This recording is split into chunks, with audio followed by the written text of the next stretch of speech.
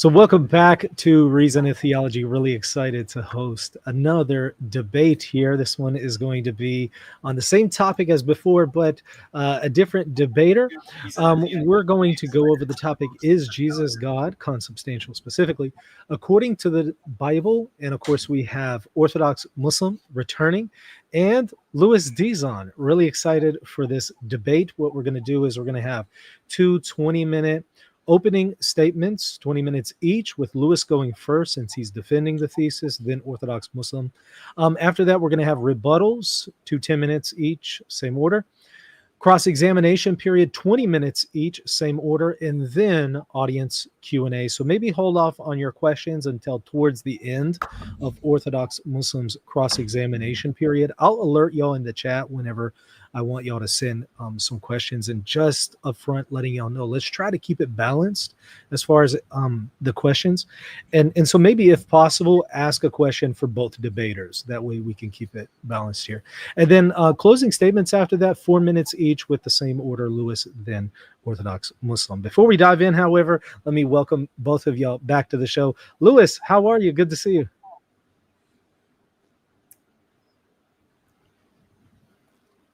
I think you might be on mute. Dealing with a little bit of, yes, I'm just dealing with a little bit of lag on my point. What I'm probably going to do is my other laptop and my phone are competing with my main laptop for internet bandwidth. If you need to step away and maybe disconnect one of those, go ahead. Let's do that now before we begin. Okay, so yeah, take just a second to do that. So why don't you introduce the other speaker while I do that? Sure. Libiano, good to see you. How are you? Good to see you as well. I'm good. How are you, man? I'm doing really well. Really excited about this. And, we've been seeing each other a lot recently. Yeah, I know, right? You've been putting in a lot of work. So yeah, appreciate you doing this. Right. Thank you so much. No worries, man. Thank you for having me. Oh, absolutely. Louis, you all set over there? Are you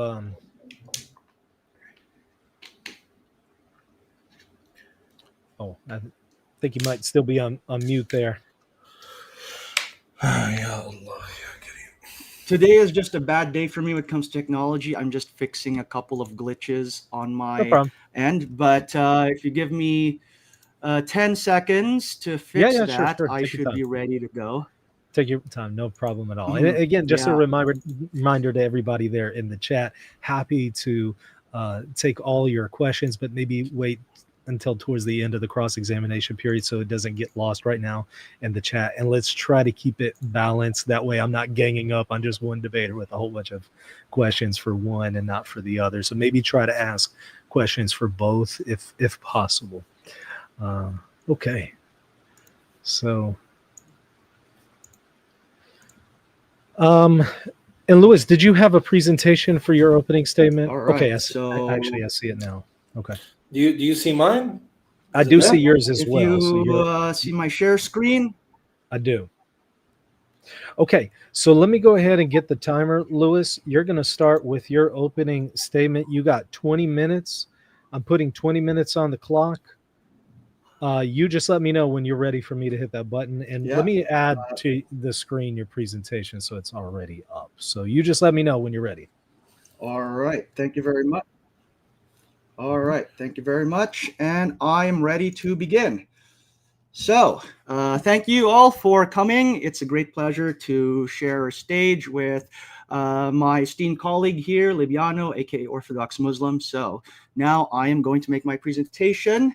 So the thesis of the debate is Jesus consubstantial with the Father? And I'm taking the affirmative position.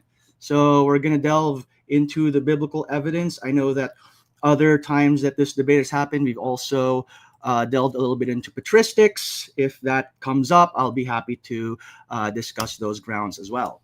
So by way of a prologue, let me just say why all this matters. So why are we looking at what the New Testament has to say about this topic? Well, the New Testament does provide us with our earliest and best sources for the historical Jesus and what his earliest followers taught about him, preceding the Quran by about 600 years.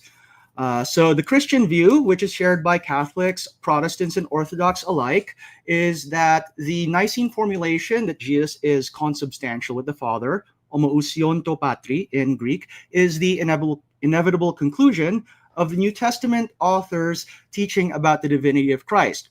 This doesn't mean that the New Testament authors used the phrase homoousion to patri, but the phrase homoousion to patri acts as a summary statement or a synthesis of what the different New Testament authors taught about this topic. And we'll see that that conclusion is supported by multiple lines of evidence. In fact, there are 5 such lines of evidence that I'll be exploring. And this presentation format comes from the book, The Incarnate Christ and His Critics, A Biblical Defense, by Robert Bowman and Jed Komachevsky. In fact, I showed Dr. Bowman a copy of my slides before this debate, and he helped me to fine-tune the arguments. So the 5 sets of evidence can be summarized using the acronym HANDS, which stands for H, Jesus receives the honors due to God. A, Jesus has the attributes of God. N, Jesus is identified by the names of God. D, Jesus performs deeds only God can do. And S, Jesus shares in the seat of God's throne. So this is what you would call a cumulative case argument, where you're building the evidence up and creating an inductive argument for the plausibility of a certain thesis. Now, this is different from a deductive argument where you deduce something in a syllogistic format. So to show you what the difference is, let me use an analogy. Suppose I were to tell you the following. While in Washington, D.C., I met a man named Donald. People called him Mr. President. He lives in the White House, and soldiers salute him when he passes by. Now, when you hear me say that, you would infer that I'm talking about Donald J. Trump. If you look closely at every single trait that I listed there, none of them in isolation would prove that the person I'm talking about is Donald J. Trump. Like maybe there's other people in DC named Donald. Maybe I'm talking about a certain White House staffer, or maybe this is the president of some small company. But once you list all those traits together, you can infer that they are referring to President Trump. And taken together, they create a very strong cumulative case that the person I met is indeed him. You might notice, by the way, that I'm using the same form of reasoning that Libiano likes to use in his debates, and that is inference to the best explanation. Well, I'm going to argue that the best explanation for the evidence is that Jesus is consubstantial with the Father. So let's start with the first trait. Jesus receives the honors due to God.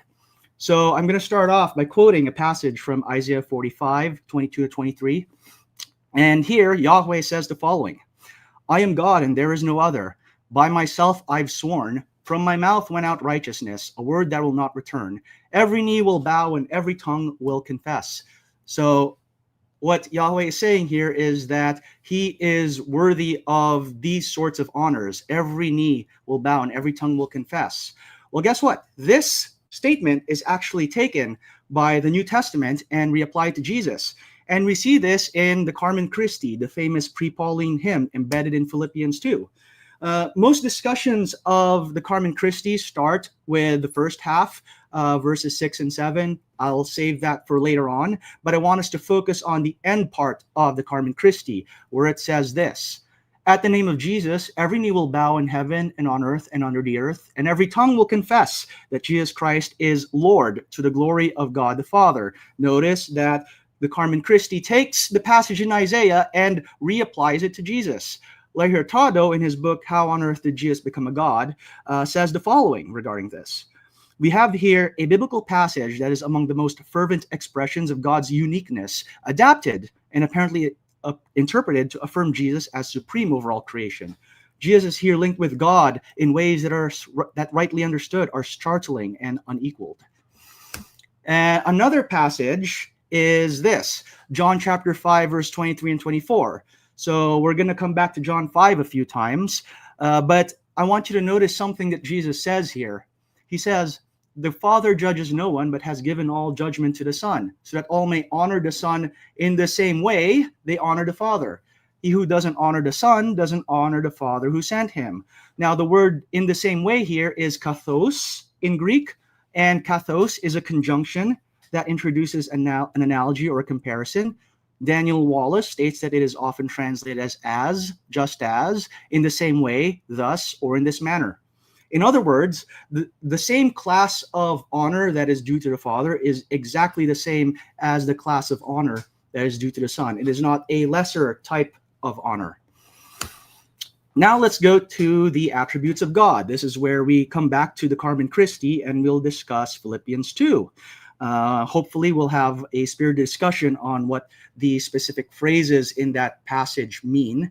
But let's read verses 6 to 8 now, where it says, being in the form of God, or morphi theou, he did not regard as something to be held on to being equal with God.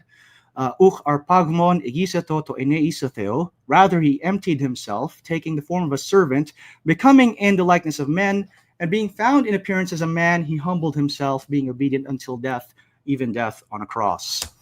So there's been some back and forth in scholarship on what exactly morphi means in this context. So a number of scholars who are using linguistics or lexical semantics to understand its meaning have understood to mean nature. So, for example, Loanida in their Greek lexicon interpret that way. Moises Silva also interprets that way in his commentary, and so does D.A. Carson in his commentary. Now, there are some others who believe that morphi has more to do with appearance. So, for example, there is a book, I don't have it on me here, by Daniel Fabricatore, who takes the view that it refers primarily to appearance. And in fact, that is what it means in the vast majority of cases. I know that Libiano has in the past argued that that's what it means here, and he cites other places in the New Testament to that effect. Now, I will grant for the sake of argument that appearance is the meaning of morphi in this context. Even if we were to posit that's the case, this should be taken as appearance revealing reality, not appearance as opposed to reality. And how we know this is the fact that morphi occurs twice in the passage.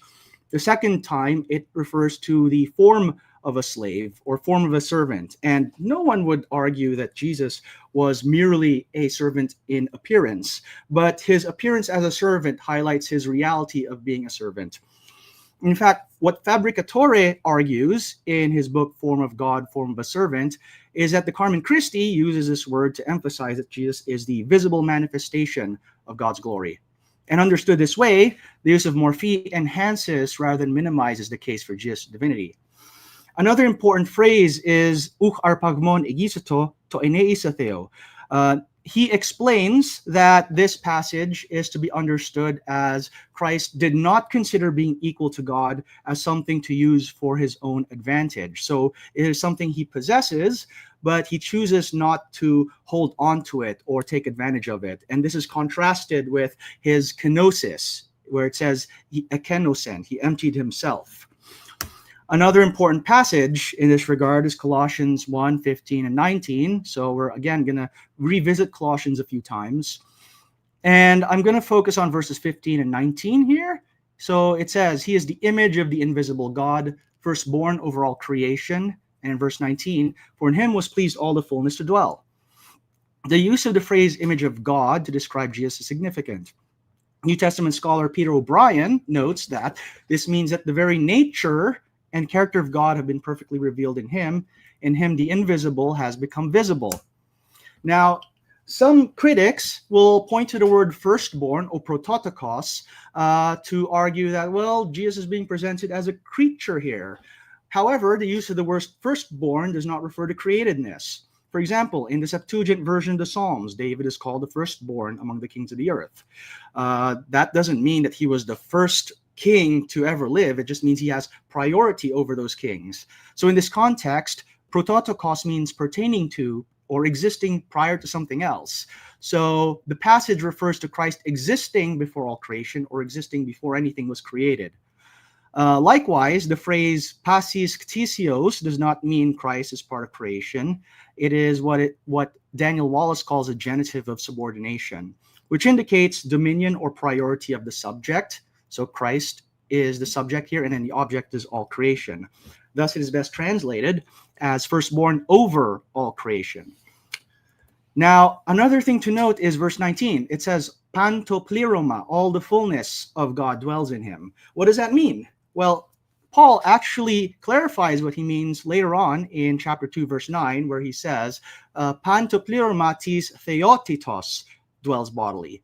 That word theotis may be defined as the nature or state of being God, deity, divine nature, divine being. The expression divine nature may be rendered in a number of languages as just what God is like, or how God is, or what God is. So that is Louw-Anida's Greek English lexicon.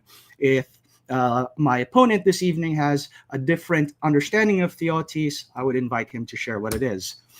Now, we get to Jesus being identified with the names of God. And I'm going to focus on one key passage under this heading, and that is Romans 10, verses 9 and 13. And you'll notice here that St. Paul says the following: if you confess with your mouth, Kyrion Iesun, Jesus is Lord, and believe in your heart that God has raised him from the dead, you will be saved. And then verse 13, skipping ahead, for all who call on the name of the Lord will be saved. So in Greek, pas garos an epikalisete to onoma Kyrios o thesete. Why do I quote the whole phrase in Greek? Well, that'll become evident in just a moment, because as almost every commentator has noted, St. Paul is actually quoting Joel 2:32. It in the Hebrew text says this: V'hayakol asher yikra b'shem Adonai malet. Notice that the divine name Yahweh is actually in the Hebrew text. And when you get to the Septuagint, that same passage is rendered the same way Paul renders it. And notice that the divine name is substituted with the word Kyrios. So all who call on the name of Yahweh, i.e. the Lord, will be saved. So Paul is explicitly taking a Yahweh text and he is applying it to Jesus. Now, Richard Bauckham, in his book Jesus and the God of Israel, points out that this is highly significant. He states it in Romans 10, quote, Paul propounds a Christological version of Jewish eschatological monotheism, such that confessing Jesus as Lord or calling on the name of the Lord Jesus is tantamount to acknowledging Yahweh as the one and only God. In this context, there's nothing incidental or unconsidered about Paul's identification of the name of Yahweh in Joel 2:32 as the name of Jesus. It is the climax of a clear statement of Christological monotheism, which makes a very serious identification of Jesus with Yahweh. The identifying name Yahweh names Jesus as well as God his Father, and in such a way that they are certainly not two gods. Now, moving on, we have the deeds that only God can do. So, one of the ways that we identify divinity is that they have certain prerogatives that are unique to them. And some of those prerogatives include, for example, lordship over the Sabbath. So we know that in 7 days, God created the heaven and the earth, and he rested. And based on that, he institutes the Sabbath in Exodus chapter 20. Well, when we get to the gospel, Jesus proclaims his lordship over the Sabbath. In John 5, verse 16 to 18, note that we come back to John 5 now, it says this: the Jews were persecuting Jesus because he was doing these things on the Sabbath. What did he do on the Sabbath? He healed a man. Now, look at how Jesus justifies that action. Jesus answered him, my Father is working until now, and I'm working. This was why the Jews were seeking all the more to kill him, because not only was he breaking the Sabbath, but he was even calling God his own Father, making himself equal to God. Libiano has argued in the past that this just means that God authorized Jesus to work on the Sabbath, but if you look closely, something more is at work. So according to a number of commentators, Jesus is appealing to the fact that Yahweh habitually violates Shabbat by creating and sustaining the world, because he's Lord over Shabbat. And Jesus is saying, if my Father can do it, why can't I? As Gary Burge points out in his commentary, if God, who made the Sabbath, can continue to work positively while commanding rest, and if Jesus' works are the works of God, then Jesus' works on the Sabbath are defensible. Jesus is assuming divine prerogatives. And this is in line with another statement in the Gospels, Mark 2:28, where Jesus says, the Son of Man is Lord over the Sabbath. In other words, he has the authority to interpret the Sabbath commands. So contrary to what Libiano has claimed, Jesus is making Jesus making himself equal to God isn't just what the Jews thought. You've heard him say that in the past, but if you read the text, it never says this was just what the Jews thought, quote unquote. John gives no evidence that Jesus was misunderstood by his opponents. John presents this as his own assessment of Jesus' claims in verse 17. In fact, this is an example of John doing precisely the sort of thing Libiano claims the gospel authors never do, which is insert editorial comments that point towards the divinity of Jesus. There are other such examples that I can give if I get a chance to in the rebuttals. Now, another important action that Jesus does that only God can do is creation. So we're all familiar with John 1:3, where it says, everything was made through him, and without him nothing was made that has been made. Colossians 1:16-17 says, by him was created everything in the heavens and upon the earth, visible and invisible, whether thrones or dominions or rulers or authorities, everything was created through him and for him. He is before everything, and in him everything is held together. Now, notice, Jesus creates everything, but if he creates everything, that distinguishes him from what is created. So he is in the category of not created things.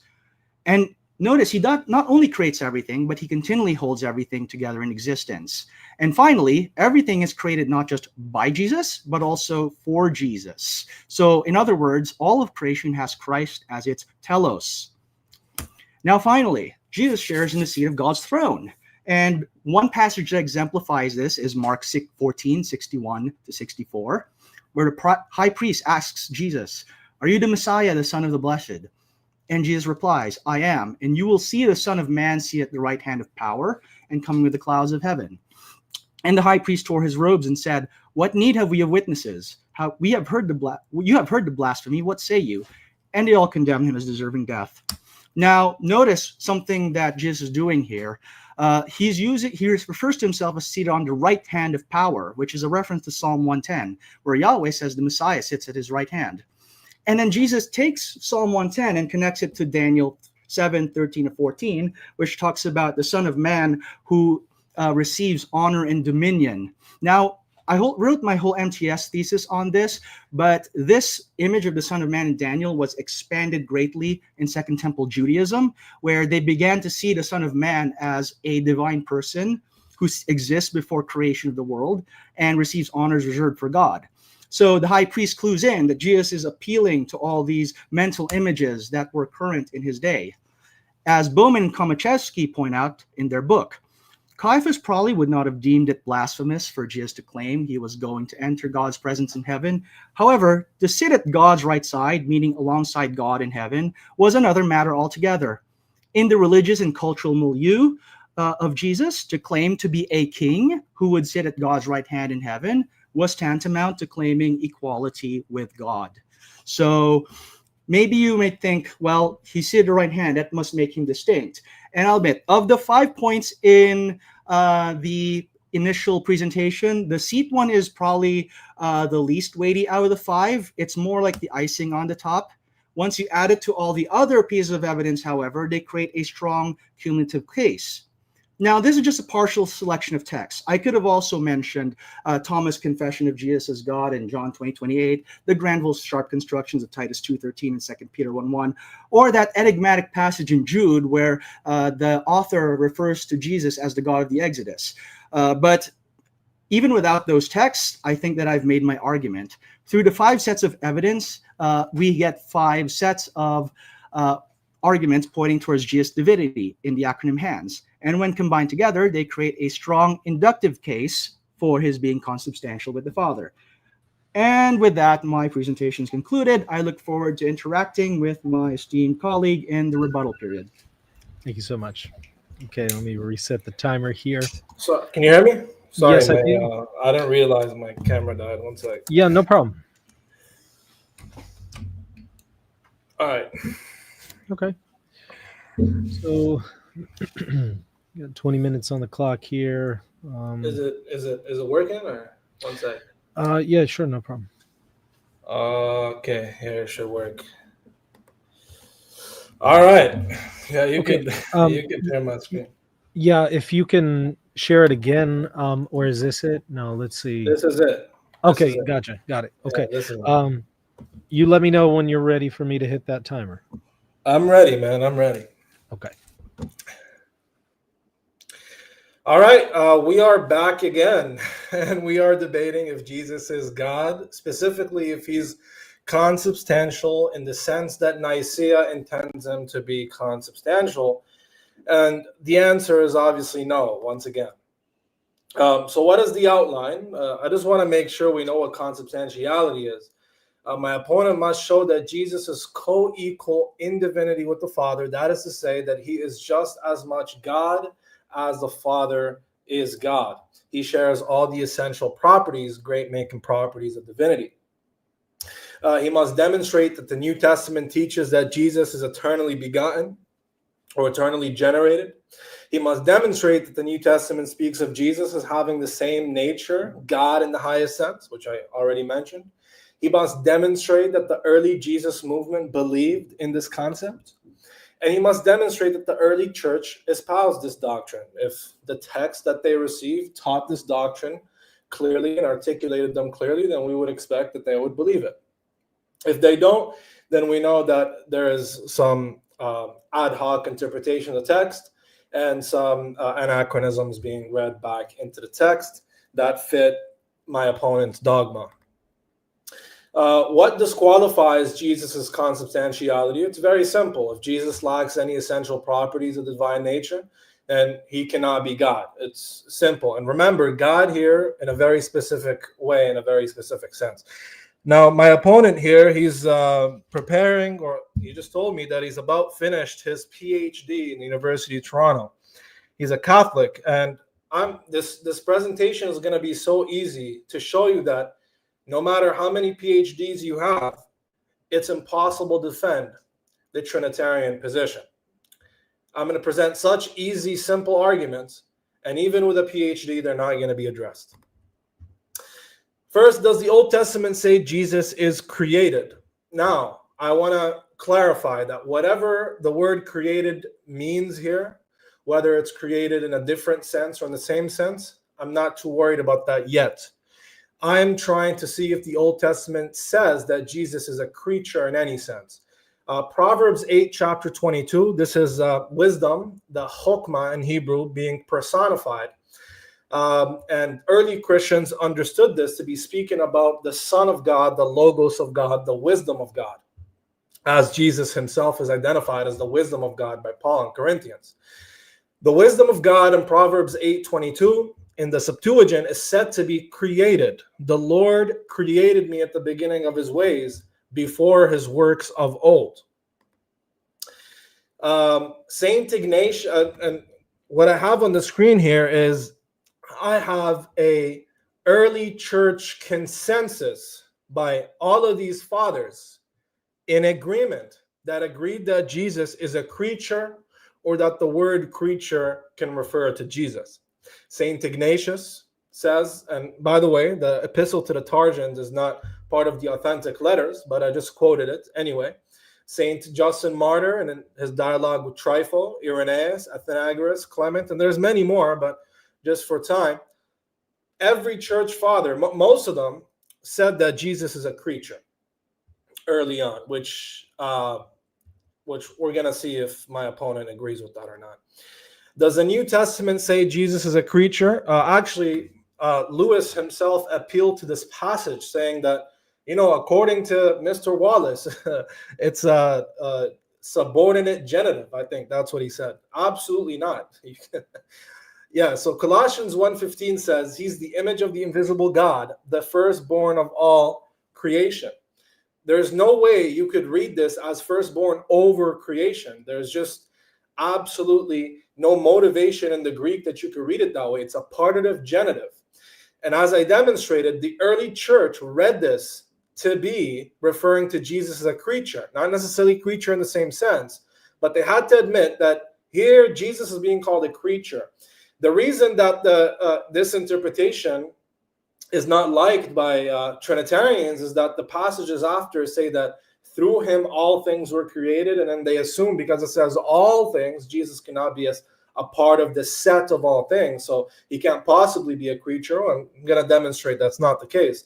But according to the Greek, according to this being a partitive genitive, and according to every other statement in the New Testament that says Jesus is the firstborn of, it's always a partitive genitive. He's part of that group. Firstborn of the dead, i.e. he's part of the dead. He is of this class, dead. He's the firstborn out of the dead. And so on and so forth, right? He's the firstborn of many brethren, as I'm going to see here. Firstborn of creation, firstborn among many brethren, firstborn of the dead, firstborn out of the dead. All of these are partitive genitives. There's no reason to read firstborn of all creation any other way, just because we want to interpret it in ad hoc way to suit our narrative. Why is Jesus worthy of worship in the New Testament? We have the Carmen Christi. He actually appealed to this, and I'm very glad that he did. The Carmen Christi says something very interesting.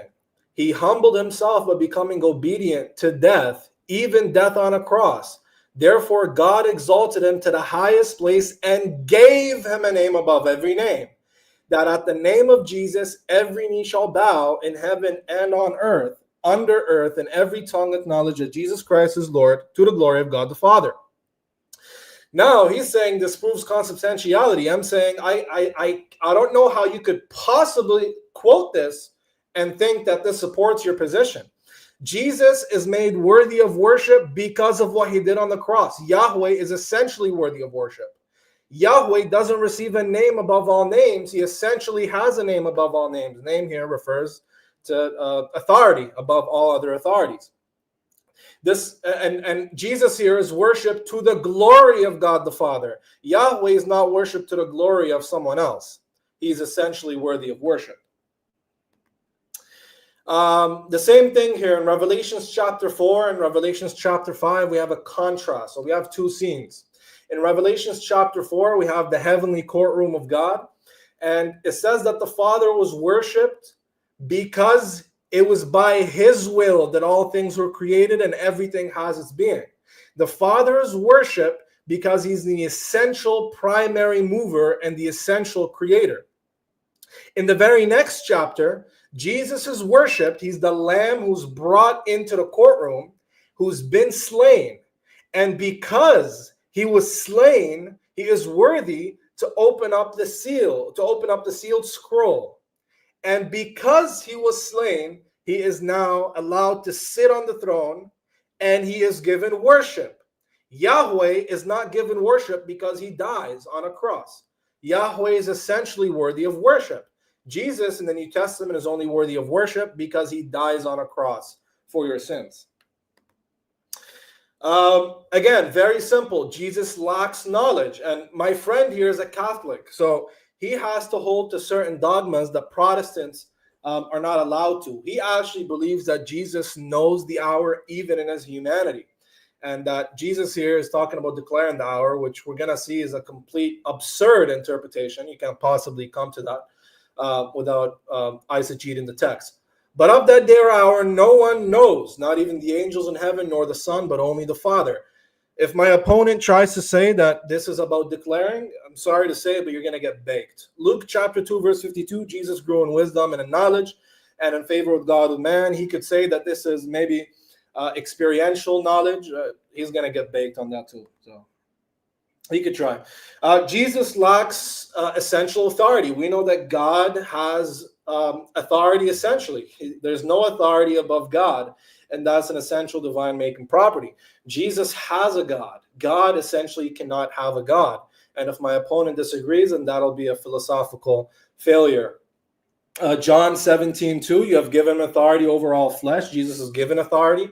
Matthew 28:18, Jesus is given authority in heaven and on earth, has been given to him after his glorification on the cross.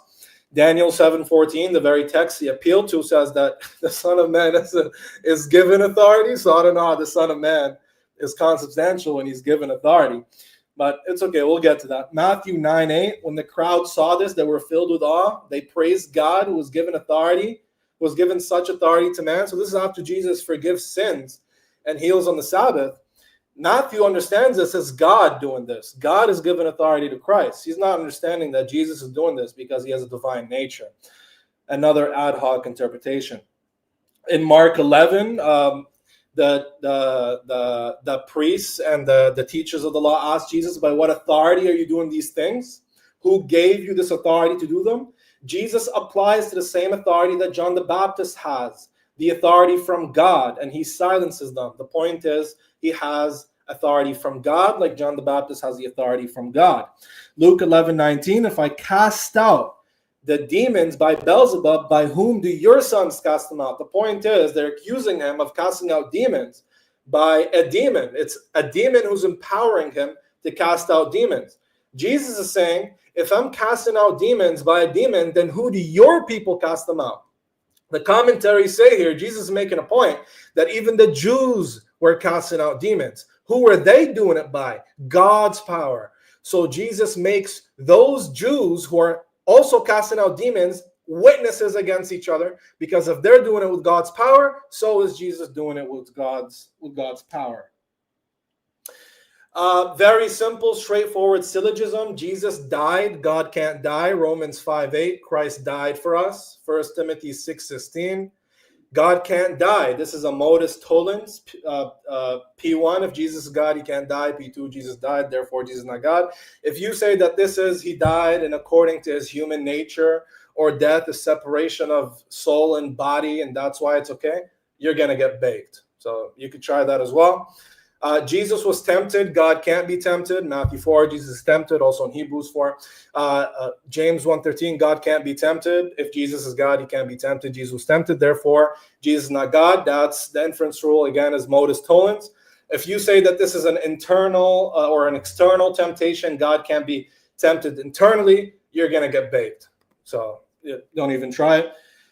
Jesus was a man. God is not a man. 1 Timothy 2:5, Jesus is a man. Numbers 23:19, Hosea 11:9, God is not a man. These are very simple arguments. You hear them all the time. You know, they've been around for a very long time. Again, modus tollens, if Jesus is God, he can't be a man. Jesus is a man, therefore Jesus is not God. If you say that, oh no, well, God is just saying here he can't lie, or he doesn't lie, or he doesn't change his mind, and Jesus didn't change his mind, you're going to get baked. So go ahead and try it. Did anybody in the first 3 centuries believe in consubstantiality? Made this point very clear. If the New Testament teaches Jesus is consubstantial, we would expect the early church to believe and espouse it. Unfortunately, they don't. Most of them have Arian or Proto-Arian or semi-Arian views on Jesus' divinity, on his pre-existence, on his origin. So, yeah, you get the point. Used this argument last time, so you should be prepared for it. Nehemiah 9:6, you alone are Yahweh, only one person is Yahweh. Since you love the Greek and you love the Hebrew and you love the grammar, so I want to see what you do here. If you start, interpreting this ad hocly, you're going to get baked. Only one person is Yahweh. I want to know who the one person Yahweh is, because the Hebrew atah only refers to a second person pronoun. The logical problem, literally kept the same slide from last debate. You should be prepared for this. Transitivity of identity. Now you're a Catholic. I'm not sure if you follow the Augustinian model of the Trinity, but if X is identical with Y and Y is identical with Z, then X is identical with Z. That's following classical identity. If Yahweh is a predicate and you have 2 subjects having this predicate that are not each other, then you have 2 individual gods. And you either risk modalism or bitheism, whatever way you want to go. I concede the rest of my time, and let's just get straight into the heart of the debate here. Thank you.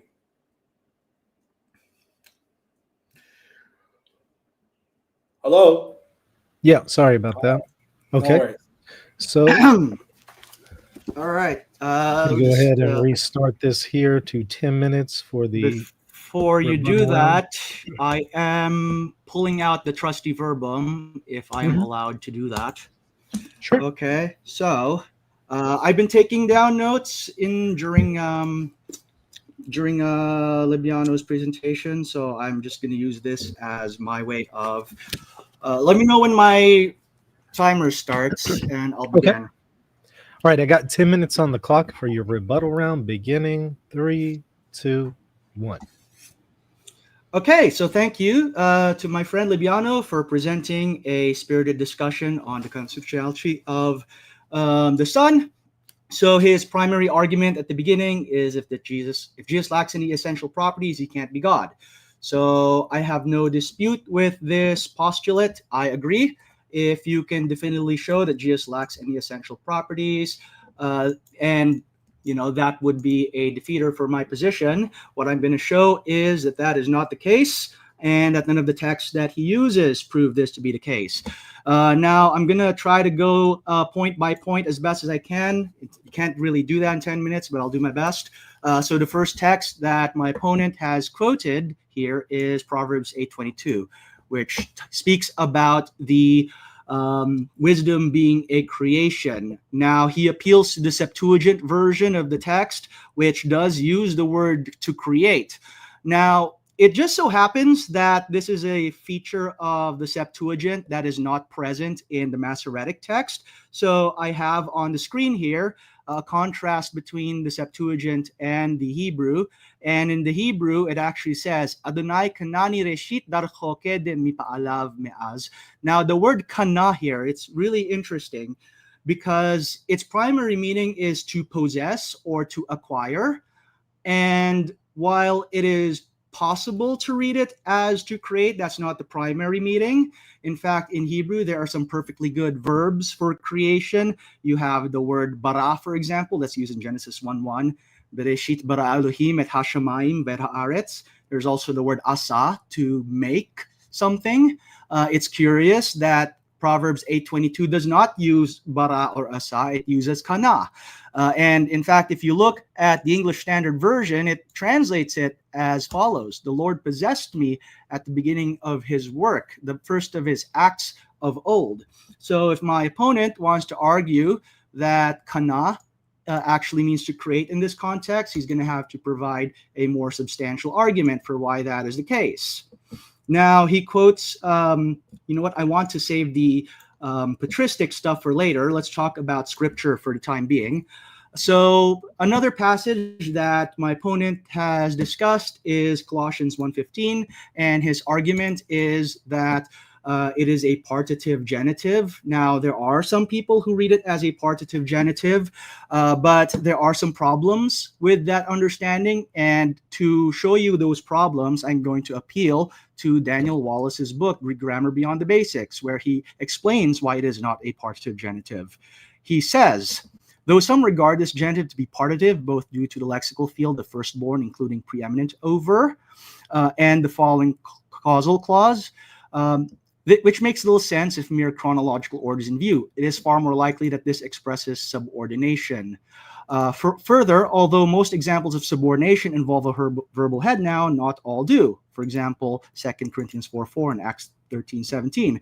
The resultant meaning seems to be an early confession of Christ's lordship and hence implicitly his deity. Now, he points to other examples of firstborn being used in a genitive construction, and the argument is, well, these are partitive genitives, therefore Colossians 1:15 must also be a partitive genitive. But remember that genitive constructions can be used in a wide variety of ways, and just because it's used one way in a certain place doesn't automatically mean that it's used the same way in other places as well. Now, let's talk about Mark 13:32. Jesus says, of the day and the hour no one knows. And Libyan is correct. I am Catholic, so I believe whatever the Catholic Catechism tells me. And in paragraph 472, the Catechism actually talks about the human knowledge of Jesus and how it is limited. It says this: this human soul that the Son of Man assumed is endowed with a true human knowledge. As such, this knowledge cannot in itself be unlimited. It was exercised in the historical conditions of his existence in space and time. In fact, this is directly connected to the Carmen Christi. Remember that the Carmen Christi talks about Jesus emptying himself, so that verb ekenosin. So he empties himself in the sense of relinquishing the use of certain divine prerogatives during his earthly ministry, which is not the same thing as no longer having them altogether. As Walter Wessel and Mark Strauss point out in their commentary on Mark, they say, Jesus purposefully but temporarily laid aside the exercise of his omniscience as part of what was involved in becoming a human being. In fact, there are other places in the Gospels where it says Jesus knows all things. So evidently, the omniscience is still there. It's not just active at this point. Now, Jesus is given authority by God. That's another argument that my opponent makes. So Jesus being given things by the Father actually makes sense if one takes into account the monarchia of the Father. So all Trinitarian paradigms broadly agree that the Father is the source or the fount of the Godhead, and whatever divine traits or prerogatives the Son has flow from the Father. And it makes extra sense within the context of Jesus being incarnate as a man. The giving language works within the context of Jesus' kenosis. So remember, the argument of the Carmen Christi that Jesus humbles himself and then is subsequently exalted. So by being given that authority, he is receiving back that which he laid aside when he emptied himself. Now, incidentally, if we're going to talk about giving language, I should note that that same language is used of Yahweh in the Old Testament as well, because it frequently refers to Yahweh receiving an inheritance. So Israel is referred to as Yahweh's inheritance in the Psalms, which is kind of odd. Who did Yahweh inherit Israel from? Such language would be enigmatic from a Unitarian perspective, but actually makes perfect sense if one posits Yahweh as multi-personal. Now, he says that Jesus died and God cannot die. I'd like to know what Libiano's definition of dying is at this point. I go with what the Gospels say. In the Gospel of John, it says Jesus gave up his spirit. That is how it is described. And I really don't see what the problem is here. Now, let's talk about this whole singular, second person singular business. So, yes, the word ata is used of Yahweh, but does it follow that that means he's unipersonal? Well, let's look at the high priestly prayer in Numbers chapter 6. So bear with me now, but if you read the Hebrew text of blessing, it actually uses second person singular pronominal suffixes all throughout. It says Yivarechecha Adonai ve'yishmerecha Ye'er Adonai panav elecha ve'yichunecha Yisa Adonai panav elecha ve'yasem lecha shalom. Every single pronominal suffix there is second person singular, yet there's no question that it is addressed towards multiple persons. So I don't see the problem there. Same thing with the Ten Commandments. Again, you can only find this out if you read the Hebrew text, but every single pronominal suffix there is second person singular. Let's just use as an example the first commandment. You shall have no other gods before me. Lo yihleh lecha Elohim achrim al panai. So it doesn't say lo yihleh lachem Elohim.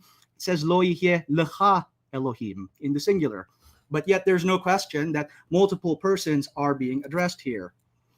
Now, let's go to the final point in my remaining 2 minutes, which is the patristic evidence. So I want to make note that as a Catholic, I have no problem with the idea of doctrinal development, as long as we don't misunderstand what doctrinal development is. What it is that the early Christians received revelation from God and took time to synthesize a paradigm for explaining the sum total of what revelation teaches, with each generation building on the insights of the last. Now, I have no problem with doctrinal development. What I will say is that the gap between ante-Nicene Christology and Nicene Christology is narrower than what Libiano makes it out to be. And this is where I want to talk about Ignatius of Antioch, because I'm surprised that Libiano uses a quote from the longer recension of Ignatius's epistles, which no scholar accepts as authentic. If you use the shorter recension of Ignatius' writings, he refers to Jesus as Orthodox, God with the definite article, multiple times. He refers to the blood of God. He refers to the passion of God. He refers to God being man. So every single place where Ignatius talks about the nature of God, he assumes that Jesus is God. And in fact, this is not just my interpretation. I have here one of the key commentaries on Ignatius' writings published by Hermeneia.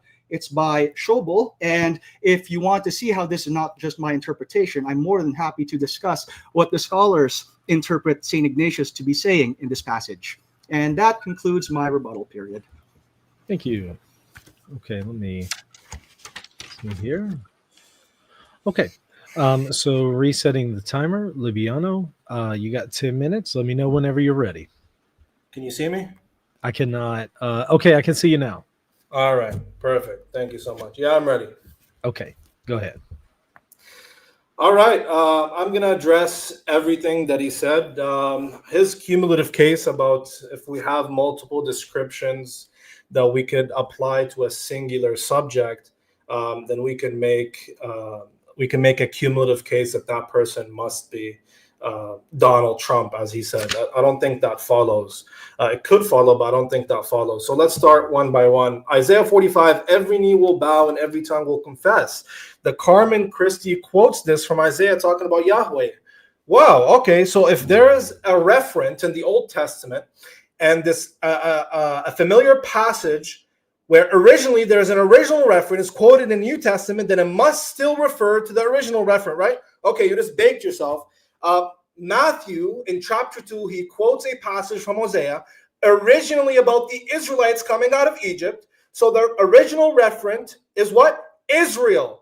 What is God saying about Israel? What are they doing? They're worshiping false gods.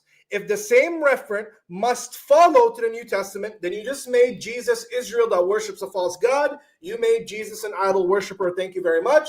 If it's not the case that it's the same reference, then you concede that the New Testament authors can quote familiar passages and reapply them to New Testament reference. Thank you very much. Also, Hebrews does the same thing when he quotes an Old Testament passage about the creation of Yahweh and applies the original reference is David speaking. Then he has the new application, God speaking to the Son. Are you saying David is Yahweh because the original reference was David?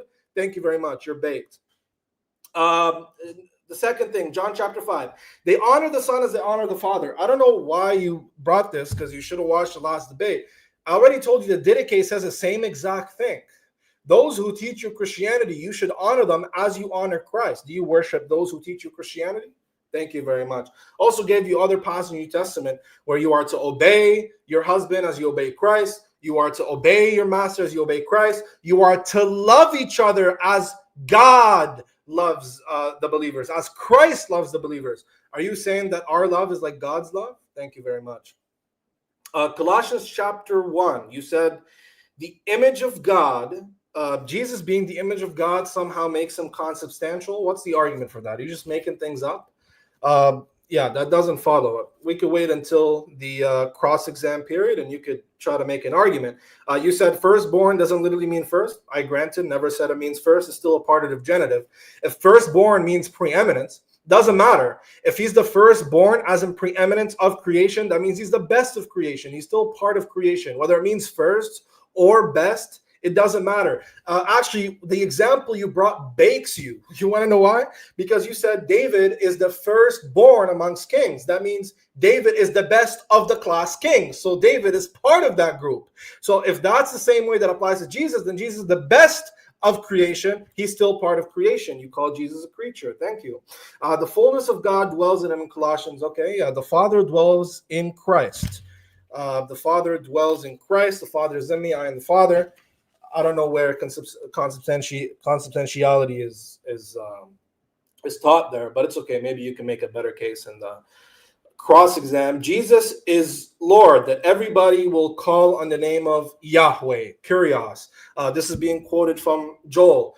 Same thing. Let's give you another example. God in Exodus says that Israel is a holy and chosen nation. Who's the referent? Israel. All right. Peter, in 2 Peter, quotes this, reapplies these familiar words, and talks about the Christians, the Gentiles, Greeks, whoever it is. He says, you are a holy and chosen nation. Wait, is Peter saying that the new believers are the Israelites from Moses' time? Or is he reapplying it to a new reference? I don't know, man. You're gonna have to figure that out yourself. Deeds only God can do. Jesus is working on the Sabbath. Sir, Jesus says in Mark and in Matthew that the same story happens. He heals on the Sabbath. He makes the argument that healing is lawful on the Sabbath. And if you're saying that this verse in John chapter 5, verse 18 identifies Jesus as equal to God, then you're saying that Jesus broke the Sabbath, which means that the New Testament is false, because the New Testament says that Jesus was born under the law to save those who are under the law. Therefore, he had to fulfill the law perfectly. If he broke the Sabbath, then he did not fulfill the law perfectly. Jesus creates, therefore he's Yahweh. I have no idea why you would even try to bring that up. The whole point is that God essentially is a primary creator. Yahweh essentially creates alone, as Isaiah 45 says, I, the Lord, create alone. If Jesus is a mere instrument of creation, then he is not a primary creator. Is Yahweh an instrument of creation? You're going to have to answer that in the cross-exam period. Hopefully you're ready for that. He creates everything, therefore he's not part of the class creation. That argument doesn't work, because Acts says that from Adam all men came, or all nations came. Does that mean that Adam himself is not a man because all men came from Adam? No, it preassumes that Adam was the first man, so that all men come from Adam. Thank you very much. You're baked. Jesus shares in God's throne. That makes him God. I don't know how that makes him God. This is a common belief that the Jews held. The Messiah will sit on God's right hand. None of them believe that that makes him consubstantial. Remember, we're not arguing if Jesus is a divine figure. We're arguing if Jesus is consubstantial. Jesus in Daniel is God. Where did you get that from? I would argue that in Daniel, there is nothing in Daniel 7 that makes Jesus consubstantial. As a matter of fact, Daniel 7 says that the Son of Man is given authority, that all nations will serve him. By the way, if you're going to say that the nations are worshiping him, that's incorrect, because the word there doesn't mean worship. It doesn't entail any kind of worship due to God alone. As a matter of fact, we see similar things happen to Daniel himself, or in Daniel chapter 2, verse 45 or 46, King Nebuchadnezzar worships Daniel. He does sajad to Daniel, but that doesn't mean that he worshipped Daniel himself. That's all he made, so I addressed everything. Maybe, how much more time do I have? You have 2 minutes, 40 seconds. 2 minutes. Okay, maybe I'll address some of his rebuttals. Gospel says Jesus knows all things. False. It doesn't. If you're referring to the passage in John where it says, now we know that you know all things, the same thing is said of David when the old woman told him in 2 Samuel, now I know that you have knowledge of all things. Is David all-knowing? I don't think so. Thank you very much. An exaggerated statement made of David as well. Yahweh inherits. Okay, I don't know why you brought that up. Maybe you could address that in the cross-exam. Saint Ignatius, an authentic letter. I wasn't bringing that to show that Saint Ignatius believed that Jesus, or binding on you to say that Saint Ignatius was subordinationist. I'm saying that all the early fathers, and I literally told you this is not considered authentic by most scholars. I already told you that. If you want to see where Saint Ignatius makes Jesus subordinate, where he makes a subordinationist claim, in Saint Ignatius, in his letter to the Smyrnaeans, I believe, he says that Jesus is the product of God's will. With Saint Athanasius says that anybody who says that is an Arian heretic. Thank you very much.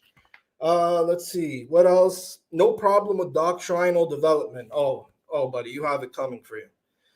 We'll get to that in the cross-exam. What else? I'm just trying to see if I possess or acquire in Proverbs 8:22. You didn't address the Greek lexicon, or not the lexicon, the Septuagint reading. Why did you not address it? Did you just skip over the Septuagint reading? I never said the Hebrew says created. I said the Septuagint says created, which is authoritative on early Christians, which the early Christians appealed to. The early Christians said, yes, Jesus is created because this verse says he's created. You never answered that. You just said, well, the Hebrew doesn't say it. I never said the Hebrew says it. You never gave a refutation. You just went to Daniel Wallace and you didn't hear a refutation. Jesus empties himself of his knowledge. Interesting. I'd like to see what that means in the cross-exam, how somebody could empty himself of his knowledge. But yeah, I think I addressed everything. There's nothing else that I see. Oh, definition of dying. Okay, well, we'll get to that in the cross-exam. No problem. Okay. All Yeah. right. So let me go ahead and start the timer here. So we're going to have 20 minutes cross-examination. Lewis, you're going to begin that 20 minutes, and you're going to attempt to limit yourself to questions. And Libiano, you'll attempt to All right. yourself to answers. Okay, so hold on. you there? You froze up on us. My connection is being a little bit buggy right now. I'm gonna try a quick fix, but that means I have to log out for a couple of minutes. Is that okay? Okay, that's fine. Or what you Hello? could try doing is Hello? just turning the camera off, and that might help. Sometimes that helps. If you just turn the camera off, leave the audio. No, you know what it is? Okay. I encountered the same problem in our previous. What I found is it depends on the browser I use. I'm using the Brave browser. I think if I switch to Okay, well, go ahead and take it'll just a work fine. second. So to just do give me that. 1 minute. Okay, no problem. Go ahead. And Yeah. y'all are, again, still maybe hold off on sending your questions for the debaters until towards the end of Libiano's round, which will be the next one. But whenever you do that, just make sure to tag me to @Reason and Theology. The super chats will get priority, but let's again attempt to make them where they're even for both debaters. So if you send a super chat, especially, maybe try to include multiple questions, one for each debater, and that way we keep it fair. Hey, Lewis, can you hear me? Yep, I can hear you, and I think that my fix worked because I'm now having a much smoother time. Yeah. Okay, so yeah, I'm just pulling out the notes that I took, and yeah, if you want to start the timer, I can start discussing now. All right, 3, 2, 1. Okay, so I want to start off with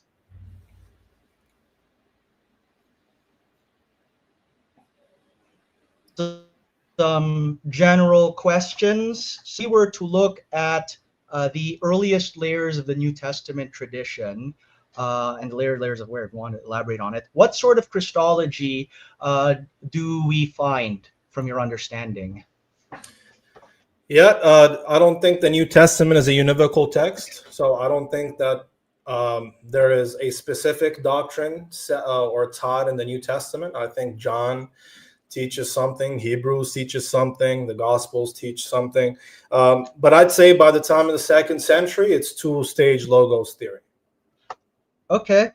And do you believe that the Christology that we find in the earliest layers of the New Testament tradition, such as Mark or the Q source or the pre-Pauline hymns, is the Christology of the historical Jesus as well? Yeah, I'd say, well, when you say historical Jesus, I'm not sure what you're referring to. I'd say that if you go to Mark, we find an adoptionist Christology. It really depends on what you think adoptionism is, but I think the Christology found in the Q source would best align with the historical Jesus. And by the way, this has nothing to do with the debate. Okay. It's just something that I want to understand your position on. Now, now, a lot of this is based on our understanding of Second Temple Judaism. So do you believe that in some of the contemporaneous Jewish writings, we have any similar precedent of the taking, for example, the Yahweh text or other divine traits and applying them to created or inferior beings? Yeah, I'm not sure what you're referring to. If you're referring to the two power in heaven group, where there is an exalted second power in heaven, is that what you're referring to? That is one species of it, yes. Yeah, so what are you asking about them? All right, so do you believe that the Christology of the New Testament is or is going beyond what they're saying? Yeah, so I don't know if you heard me the first time. I'm saying the New Testament is not a univocal document. I don't think it has one set Christology. Okay. So with regards to the 5 sets of traits that I discussed, would you say that if a being were to have the 5 sets of traits that I just outlined, would that constitute evidence that they are consubstantial with God? No. No. So your understanding is that someone can have the honors due to God, the attributes of God, the names of God, the deeds of God, and the seed of God, and still not be God. No, I'm saying the way that you're understanding these texts doesn't follow. I'm saying that this is a case of analogical predication where an agent of Yahweh presents Yahweh and has some kind of divine prerogatives that are given to him by Yahweh. It doesn't follow that he has those essentially. It just means that he's an agent acting on his behalf, and he's receiving this divine authority from above, from somebody other to my than connection today. Like, this is the worst possible time for this to be happening.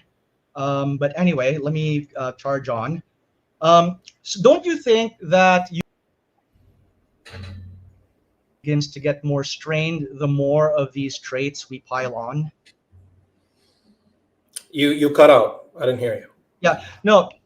So you're saying that these could all be predicated of a lesser being, and analogically predicated. Analogically. But don't you think that explanation becomes increasingly strained the more of these traits get piled on? No, because the more clear texts show Jesus as a lesser God who lacks essential properties of Yahweh. We already know that the mere fact that Jesus is begotten or has an origin, it disqualifies him from being consubstantial. And the early Christians would have known that. That's why they aligned the one true God with somebody who's unbegotten without an origin. For example, you'd have Tertullian and Justin Martyr, who says that the true God is the unbegotten one, because any begotten thing cannot be God in the same respect. All right. Okay, so if you like, we can talk about patristics later down the road, but I want to focus in on some of the... Well, I'm just answering your questions, that's all. Yeah, I just want to focus in on some of the scripture texts for the time being. So I want us to start off with you mentioned the Matthew's use of Hosea, where it says, "Out of Egypt I've called my son." Now, you said, so first of all, I just want to know, what do you think Matthew is trying to do when he is quoting this passage? It doesn't matter what I think Matthew's trying to do. You said that if a New Testament... Let me finish. I'm answering you. You said if a New Testament author quotes a passage, perhaps from the Old Testament, discussion, or sorry, brother, you're cutting off, brother. It's I'm talking and you're talking over me. Yeah.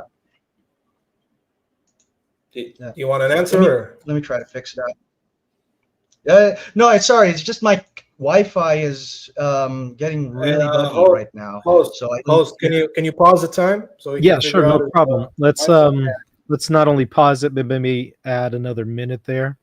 I pause it at 14 minutes. Let's just go ahead and put it at 15, if that's okay with both of y'all. And we'll see if we can get the internet to work here. Yeah, I'm really sorry, everybody. Like, I did not expect that my Wi-Fi would do a number right in the middle of a debate. Are you able to hardwire with an Ethernet cable by any chance? No, unfortunately, I don't have one of those things. Mm-hmm. Okay. Okay. Do you know if maybe a cell phone would give you a better connection by any chance? I actually tried that. So I don't know if you guys noted, but I briefly switched from my Wi-Fi to my hotspot. And for a while it was working, and then it suddenly started blowing up again. Okay, well, it looks like it's a little bit better now. Let's maybe just try this. I went ahead and added one more minute, if that's okay for both of y'all. So we're going to start at 15 minutes. You can give him 2 minutes if he wants. Whatever y'all want. If you want to do 16 minutes now? Yeah, you can give him 2 minutes because I think he was lagging for longer. No problem with me. Yeah. Okay.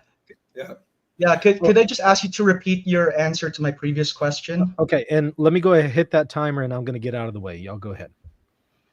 All right. So you asked me what I think Matthew has in mind when he's quoting Hosea 11, out of Egypt I called my son. Some Christians will argue that this is some kind of midrashic interpretive method.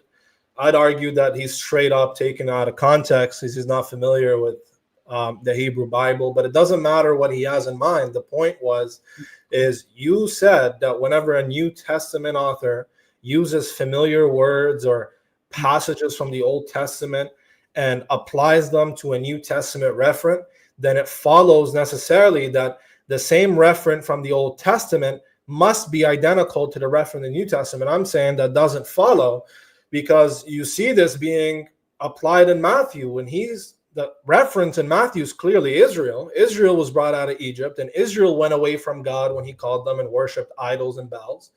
But Matthew quotes this, applies it about Jesus as a new referent, hoping for a double kind of fulfillment. So are you saying that, well, I can't ask you questions, but I hope you see where I'm coming from. Just because a New Testament author quotes a passage, it doesn't mean that the referent is identical. Sure. And I'll try to qualify the whole New Testament quoting Old Testament thing a bit more. So can we agree that Matthew is making a typological argument in his passage?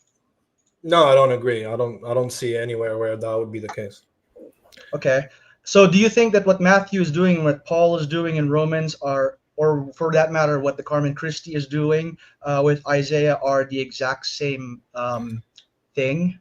Yep. They're taking Old Testament passages, they're taking familiar words and verses and applying them to find more meaning or more insight in the future. Okay. So what is your understanding then of the New Testament's method when it comes to typology, or the New Testament author's methods of using Old Testament texts? Which author? Yeah, well, let's use Matthew and Paul as our two examples since we quoted them. Yeah. What you want me to tell you what I think about Paul quoting the Old Testament? Yeah. So what do you think Paul is trying to accomplish when he quotes Joel 2:32? He's trying to accomplish that you have more insight, a greater fulfillment in this new referent, the one who Yahweh sends, Yahweh's very son, Yahweh's very agent, that Yahweh sends and uses to save mankind, and uses that passage as a reference to him, because by now there's a distinction between what you call the God of Israel and what you call Jesus. There's one God and one Kyrios, one Theos and one Kyrios. So he kind of does a play on words there, because the Greek, the LXX, would have said Kyrios, and he applies this to Jesus now, because now Jesus is worthy of worship to the glory of Yahweh. So because Jesus is now worthy of worship, and because people or all tongues will confess that Jesus is Lord, indirectly that is worship to Yahweh, because this is done in the glory, to the glory of God the Father. Okay, so would it not be the case then that when Paul quotes a Yahweh text with Kyrios in it and then says Jesus Kyrios, then the concept of Yahweh is lurking in the background of that use of Kyrios? No, I'm saying that Kyrios in the New Testament is now a special title. It's an appellative for Christ to distinguish him from Yahweh, the God of Israel. So why is it being used in a context where Paul is quoting a Yahweh text? Fantastic, because he tells you it's to the glory of God the Father. So calling on the name of Jesus is to call on God the Father. By extension, when you worship God's Son, it's as if you're worshiping him. All right, so I think we're conflating Romans 10 and Philippians 2 a bit, but that's okay, because I want it's not conflating. Both of them give the same idea. One is quoting Isaiah, one is quoting Joel. The idea is the same. I do actually want us to go to Philippians 2 now. So I'm gonna riff a bit on the debate you had with God Logic, because quite frankly, I wasn't too impressed with how God Logic handled Philippians 2. So I'll try to do a better job than him. I wasn't either.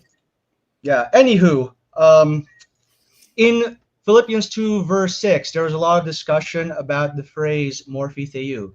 So Can you unpack your understanding of what morphe is you doing in that context? It's Adam Christology. Jesus is the Mm-hmm. image of God who Mm-hmm. accomplishes what Adam couldn't accomplish. All right. If the Carmen Christi is trying to do Adam Christology, then why does it at no point mention Adam? It doesn't need to mention Adam. The author or the reader would have been very aware of what Paul is trying to say here. As Paul says all over the place, that is, by man sin came, and by man sin goes, or something along those lines, where he contrasts Adam's failure and shortcoming with Jesus's glory and with Jesus's salvation. So this is an idea we find all over Pauline literature.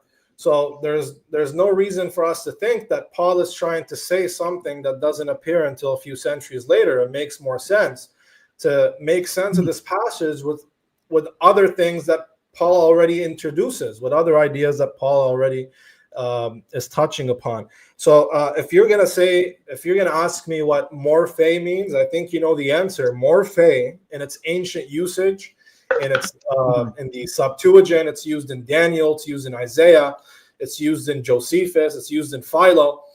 It always means outward appearance. It doesn't talk to the essential or intrinsic nature of a thing.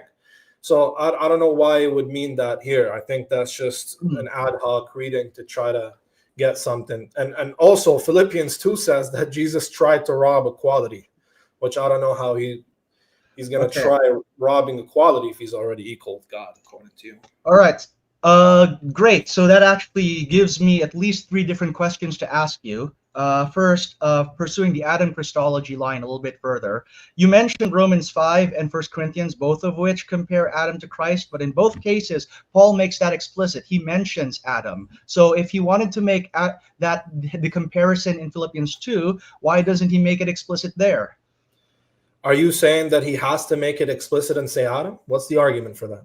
Well, he had no problem making it explicit elsewhere, so why does he not do that here? That's just an argument from silence. If he doesn't say Adam, that means it's not Adam. What kind of argument is that? Yeah.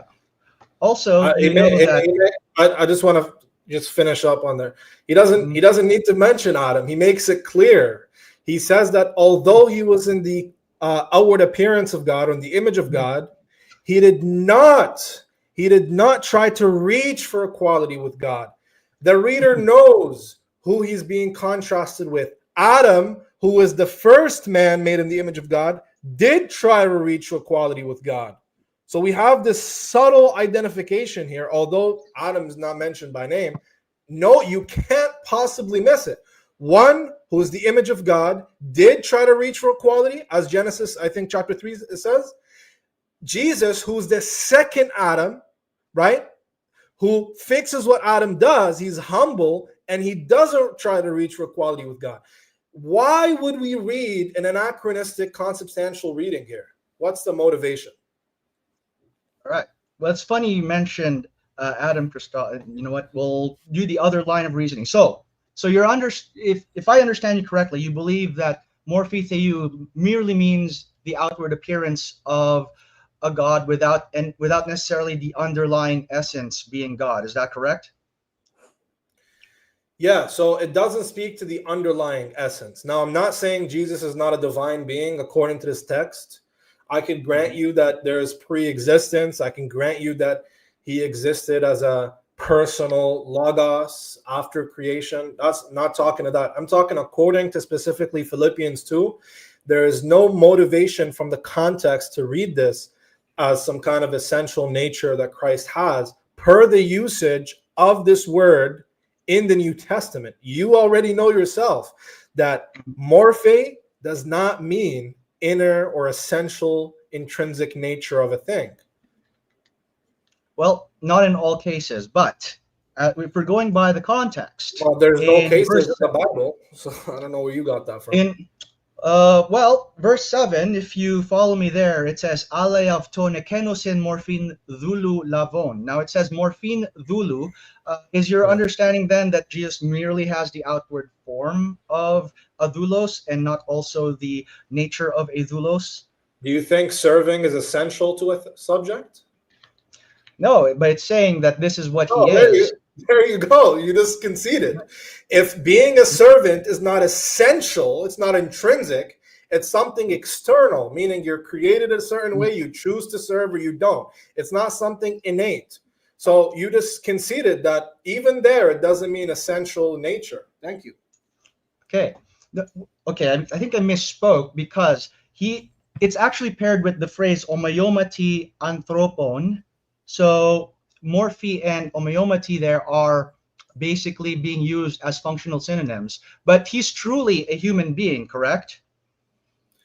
Yeah, he's truly a human being, but it doesn't use the word morphe there for human being. Mm-hmm. Well, Yeah. again, do you not think that omaioma and morphe are being used as synonyms? The other word, which I don't know how to pronounce very well, but I was looking at it the other day. The other word implies it can be used in a very limited sense to mean outward appearance, but it's different in its usage. That's why it's a different word. The difference is that word, if you check the lexicon, has a more intimate usage, right? It talks to the inner nature of a thing, although itself doesn't mean inner nature of a thing. That's what I understand the other word. That's why it's a different word. You said it yourself. It's not the same word. It's a different word. So would you disagree then with Fabricatore, who says that the use of morphe theou here is meant to show that Jesus is the visible manifestation of the glory of God? That's just an appeal to authority, and I don't know who that is. Do you have an argument? Yeah. Well, remember that in the New Testament, Jesus is I'm making a statement. I'm not supposed to be making statements, but in John 1:18, it talks about how the monogenes theos has made God known. So would it not be fair to connect that to what Philippians is trying to do here? Yeah. You're saying, okay. Wait, you're asking me a question. You're saying, wouldn't that be fair to make that connection? I tried to make it. I would try to frame it as a question to make it fair to the format of the debate. Do you think it would be fair to understand that in light of John 1:18, where it talks about understand what? That the Son, the only begotten God, or the only begotten Son, makes the Father known?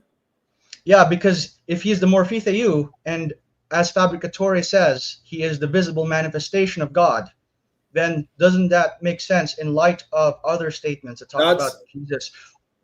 Yeah, so Philo of Alexandria would have believed the same thing, that the Logos, who he calls the shadow of God, the image of God, the eldest son of God, he is an archetypal image, right?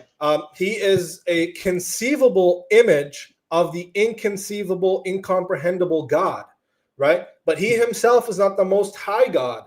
So, I mean, if you're trying to explain that in a way that Philo would explain it, then yeah, I don't have a problem. That doesn't prove consubstantiality. All right. And then when you say that Jesus did not try to seize equality, you are aware of the alternate interpretation, right? That the arpagmon can also mean did not try to hold on to something that was already held on to. What's the motivation for that? Well, that's the way it's been translated from in vast majority of translation. No, actually, the vast majority of translations say that he did not see equality with God something to be grasped, right? Which literally means, so he didn't even try to reach for equality with God. So why is he not trying to reach for equality with God if he himself is essentially God? That's gibberish. It's absurd, and there's nowhere in the context that motivates a reader to read it that way. It just sounds like you're trying to force a reading to suit your later dogma. How does that make sense in light of Paul's argument that Jesus is the ultimate example of humility? How is not trying to grab onto something an example of humility? Because Adam, who tried to reach with equality with God, Jesus, who's a second Adam, was humble, and he didn't even try to be equal with, he didn't even try to reach for that equality that Adam reached for. And because of this, because he was a humble servant, and remember, stop cutting it out of context, because he died, therefore he was exalted. God is not exalted because he dies. He's not given a name above all names because he dies and he's a good servant. God is essentially the most high being who deserves worship. Like, you can't make this up. There's no way you could force this interpretation in there. I'm sorry, it just doesn't work. Before I continue on, how much time do you have left? Because I want to talk about some of the patristic stuff. 40 seconds, so you can limit yourself to one question, and then I'll give a little bit extra to Libiano to respond. Okay. Wait, you say I only have 8 seconds? 40 seconds. Okay, I need to make it count then. Ignatius of Antioch. What do you do with all the passages where he refers to Jesus as Orthodox? All right. Well, are you referring to Jesus as ha theos in his 7 authentic letters? Yes, in his shorter epistles. There's at least 5 different places where he does that.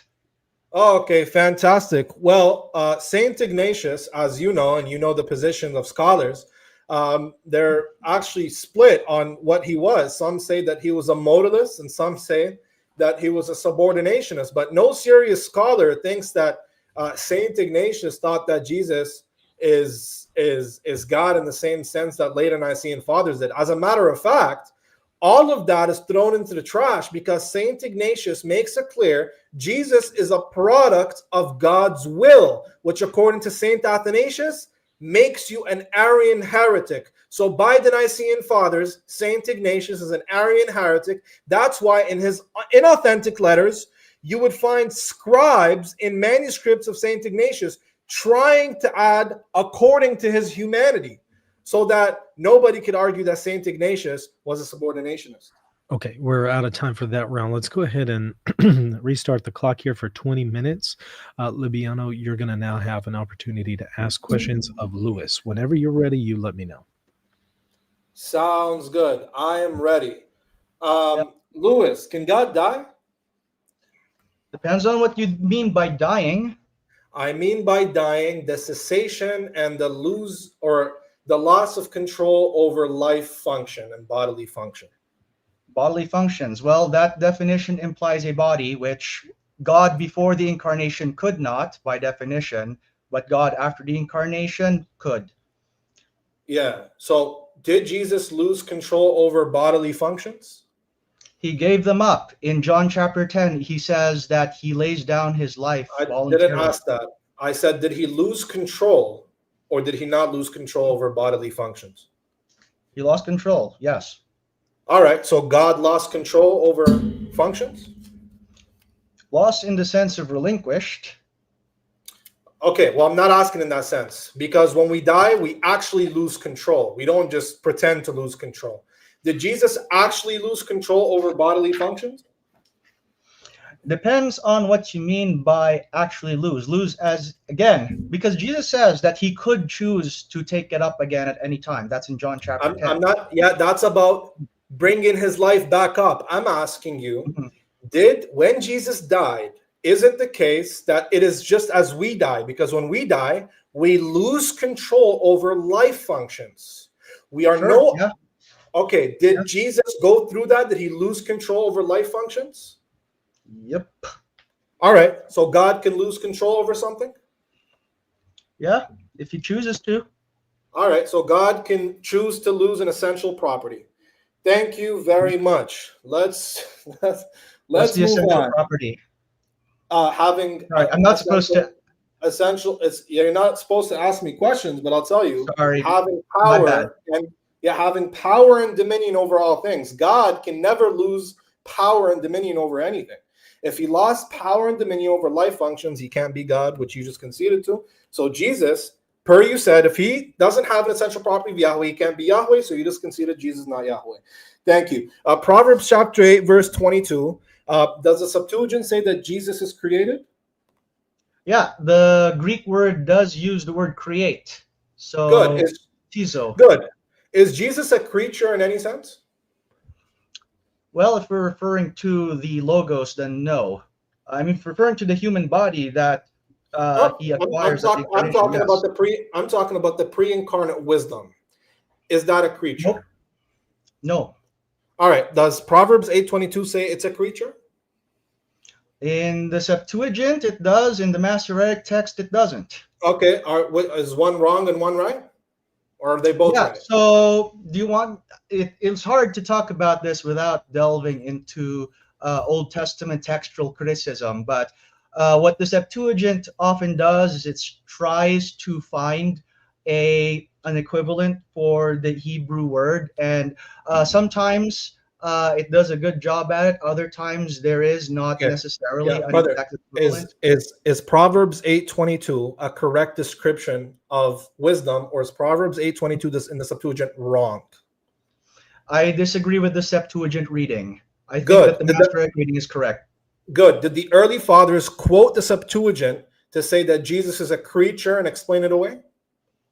Yes, because that was all they had available to them. Most of them Good. didn't know Hebrew. Good. Did the early fathers unanimously say Jesus is a creature in that sense? No, not really. Maybe some of them What? did, but I don't think it was unanimous. Okay. The people who quoted Proverbs 8 in the Septuagint, like Justin Martyr, like Tertullian, like Hippolytus, and others, did they say Jesus is a creature? All right. It's funny because you mentioned Tertullian, right? So let's zero in on Tertullian. I need an answer before you zoom in. Those who quoted it in the Septuagint, did they say Jesus is a creature? Those who quote in Septuagint, I'll have to look at specific instances of them quoting it. You just said they appealed to it. You just said they appealed to it and they believed it to be right, correct? Proverbs 8:22 specifically, or the Septuagint more generally? Because those are two different things. They only quote the Septuagint. They almost never quote the Hebrew. I know. I'm aware of that fact. All right. So did they appeal to it as authoritative? They appealed to it because it was most of them was the only text they had available, but not all of them did, funny enough, because if you look at Origen, for example, he occasionally quotes from other Greek translations, such as that of Symmachus and Aquila. All right, good. Those who appealed to it, like Justin Martyr, did they say Jesus is a creature? He may have. I'm a little rusty at that particular point. All right, so he may have said Jesus is a creature. Thank you. Fantastic. Let's move on. Here we go. In Revelation chapter 4, why is God the Father worshipped? Hold on. Let me pull up Revelation chapter 4. So it's going to take too long to pull up, man. Yeah. Right, it's okay. I'll move on. Did Jesus know the hour? It says to receive glory and power because he created all things, because he created all things. Okay, that's good. In Revelations 5, why is the Lamb worshipped? Because because he has redeemed for himself all the nations of the earth. Okay, so is God worshipped because he's the essential creator, or because he dies? You're assuming here that is the only reason that the Lamb is worshipped. It doesn't say this is the only reason. Good. Is there anywhere in the New Testament where Jesus is worshipped because he created all things? I believe if you want to count Colossians 1. Colossians doesn't say he's worthy of worship. It's a hymn, isn't it? Is it not? It's a hymn. What do you sing hymns to? Yeah, there's a number of scholars who look at. There's just no evidence for that. You could posit it's a hymn. In Colossians, it specifically say Jesus is worshipped because he creates all things. Yeah, because in verses 16 and 17 it does. In verse 17 it says Jesus is worshipped because he created all things. Are you just making things up? No, it doesn't use the word worship, but that is the implied. Right. So that's what I asked you. Is there anywhere in the New Testament where Jesus specifically worshipped because he created all things, or is it always he's worshipped because he did something on the cross? Yeah, it doesn't connect those two things in the same place. You have to connect multiple passages together. Thank you very much. In Mark 13, did Jesus know the hour? Nope, he did not know the hour. Oh, okay. Are you a Catholic? Yes. Did he know that? Good. Did he know that Catholics have deemed this to be a heresy called the Agnoite heresy?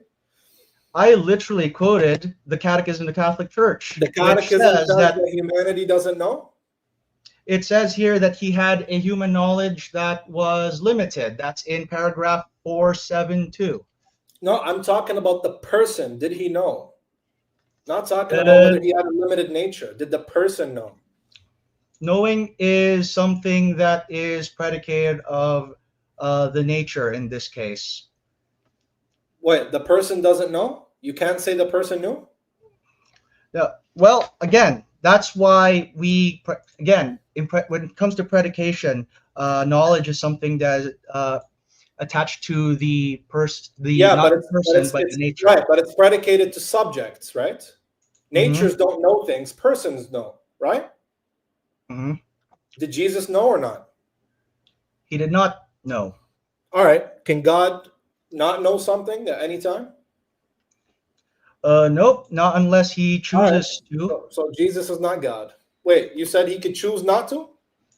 He can choose to relinquish that prerogative. What does it mean to relinquish knowledge? What does that mean? To not make use of it even when you have access to it. No, it doesn't say.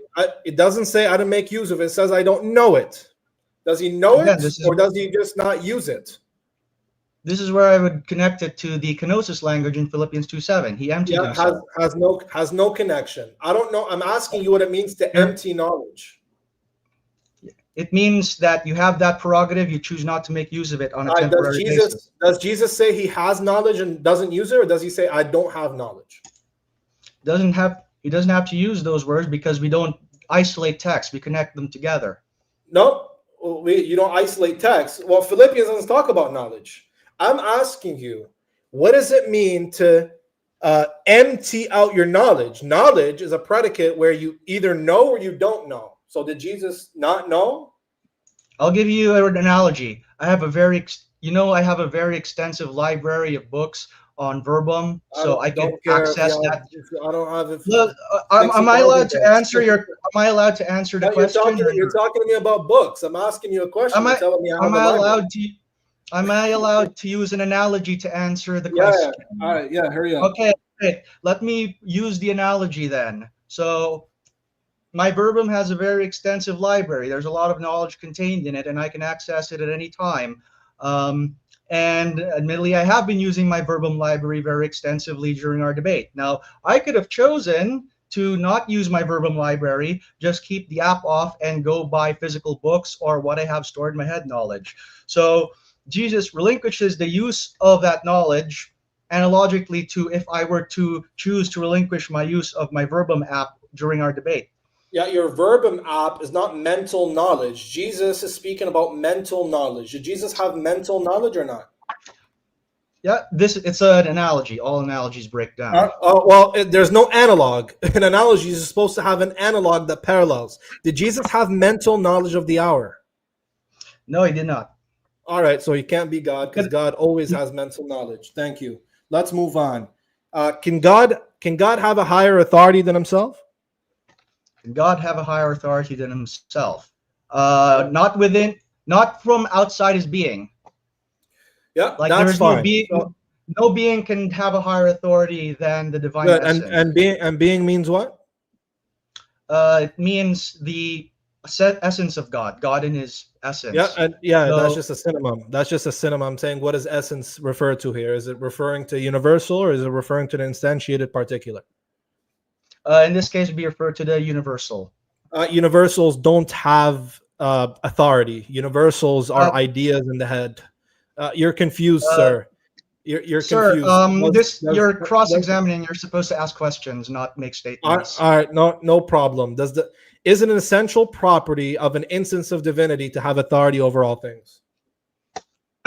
All things that are outside of its essence. All things that are outside of its universal essence? Yes. So. Okay. Do you and I have?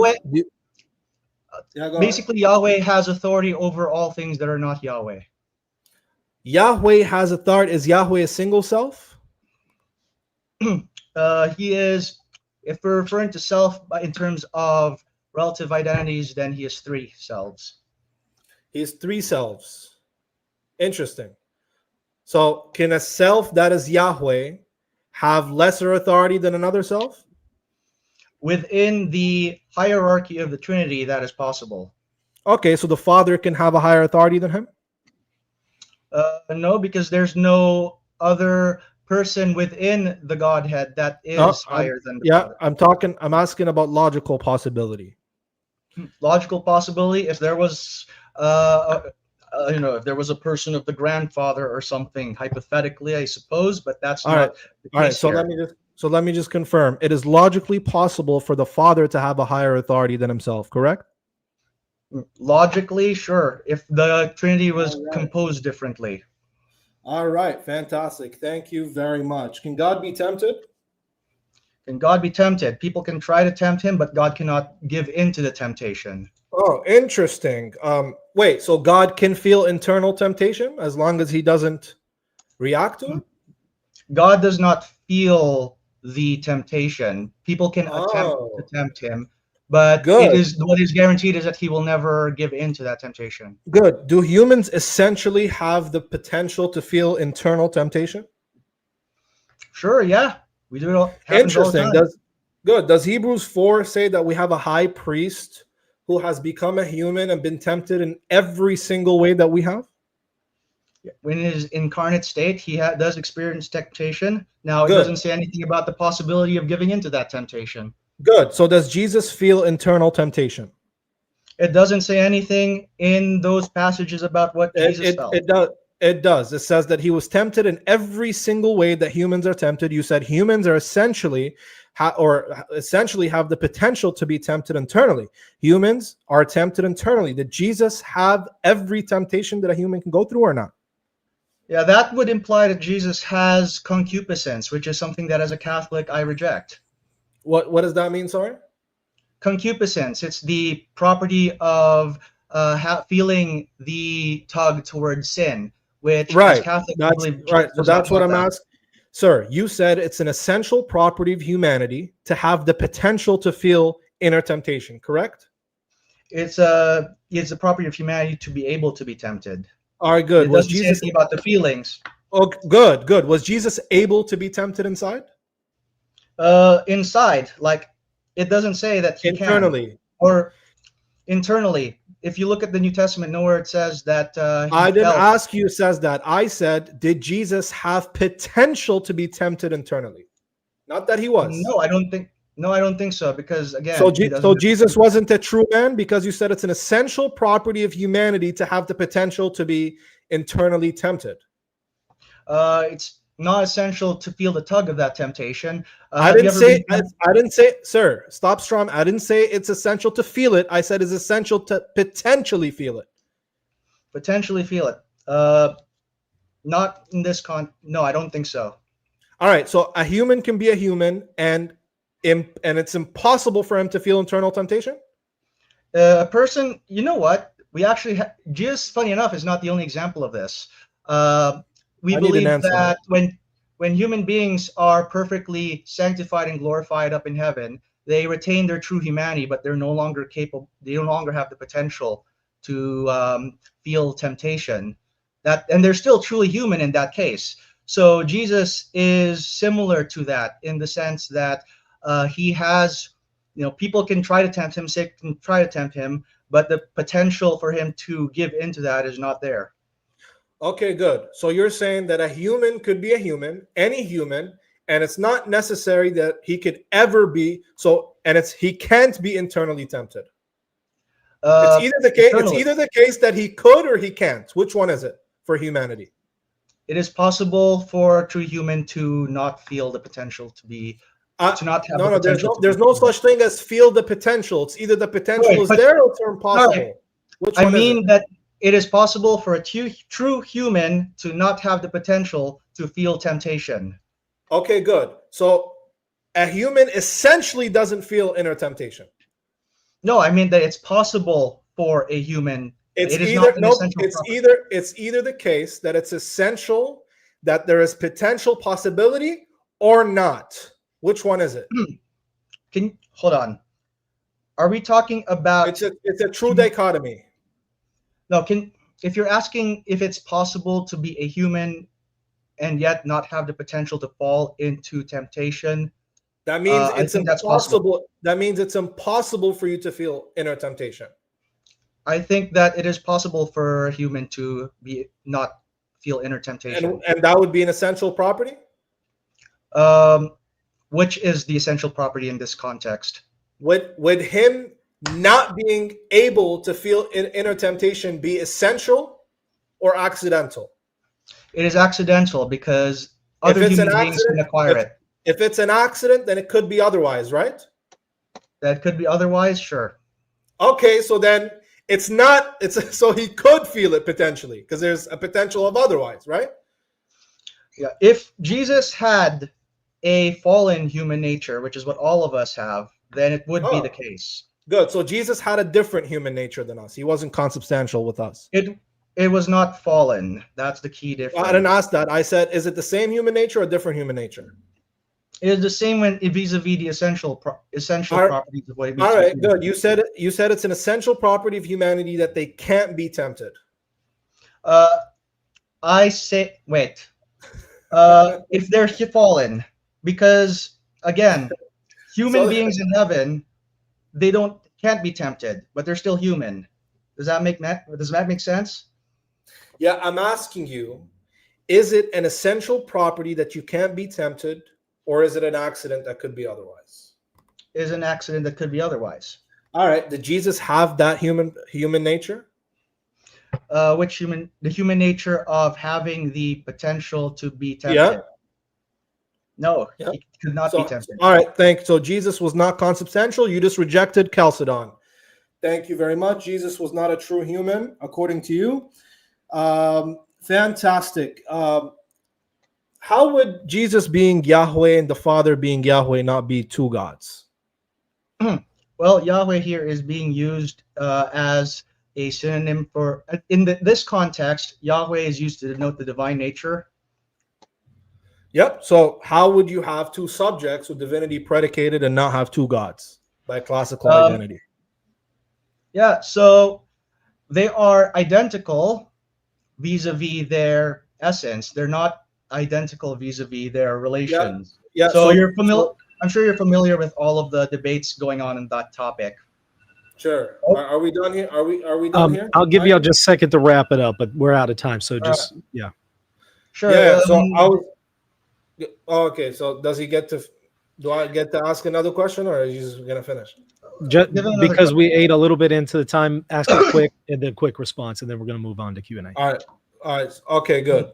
So I'm asking about classical identity, right? When I'm asking identical, I'm asking whether the persons have an equivalence relation with the essence, which would collapse into modalism, or whether the persons have divinity predicated to them as a predicate, which we would have two individuals or two subjects that are each God, which would be two gods. Which one would you hold to? I'm not asking about relative identity, so please don't try it. I'm asking identity as in classical identity. Yeah, my answer would lean closer to the first one, but it does not have to collapse into modalism because they can be distinguished vis-a-vis their relations, which is a third category. So then that would reject classical identity, but we're out of time. So okay. Yeah, I see a number of super chats here. Let's try to get to all of them.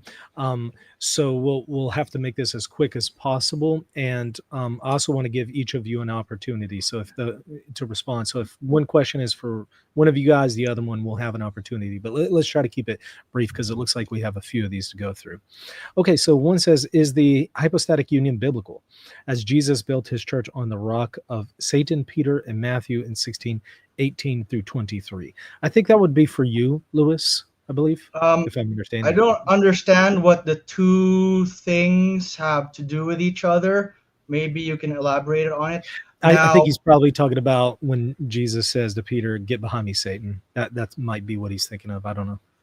Yeah, the reason Jesus says that is because Satan was whispering things into Peter's ear. It's not Jesus saying that Peter is literally Satan. I think that's fairly clear from the context.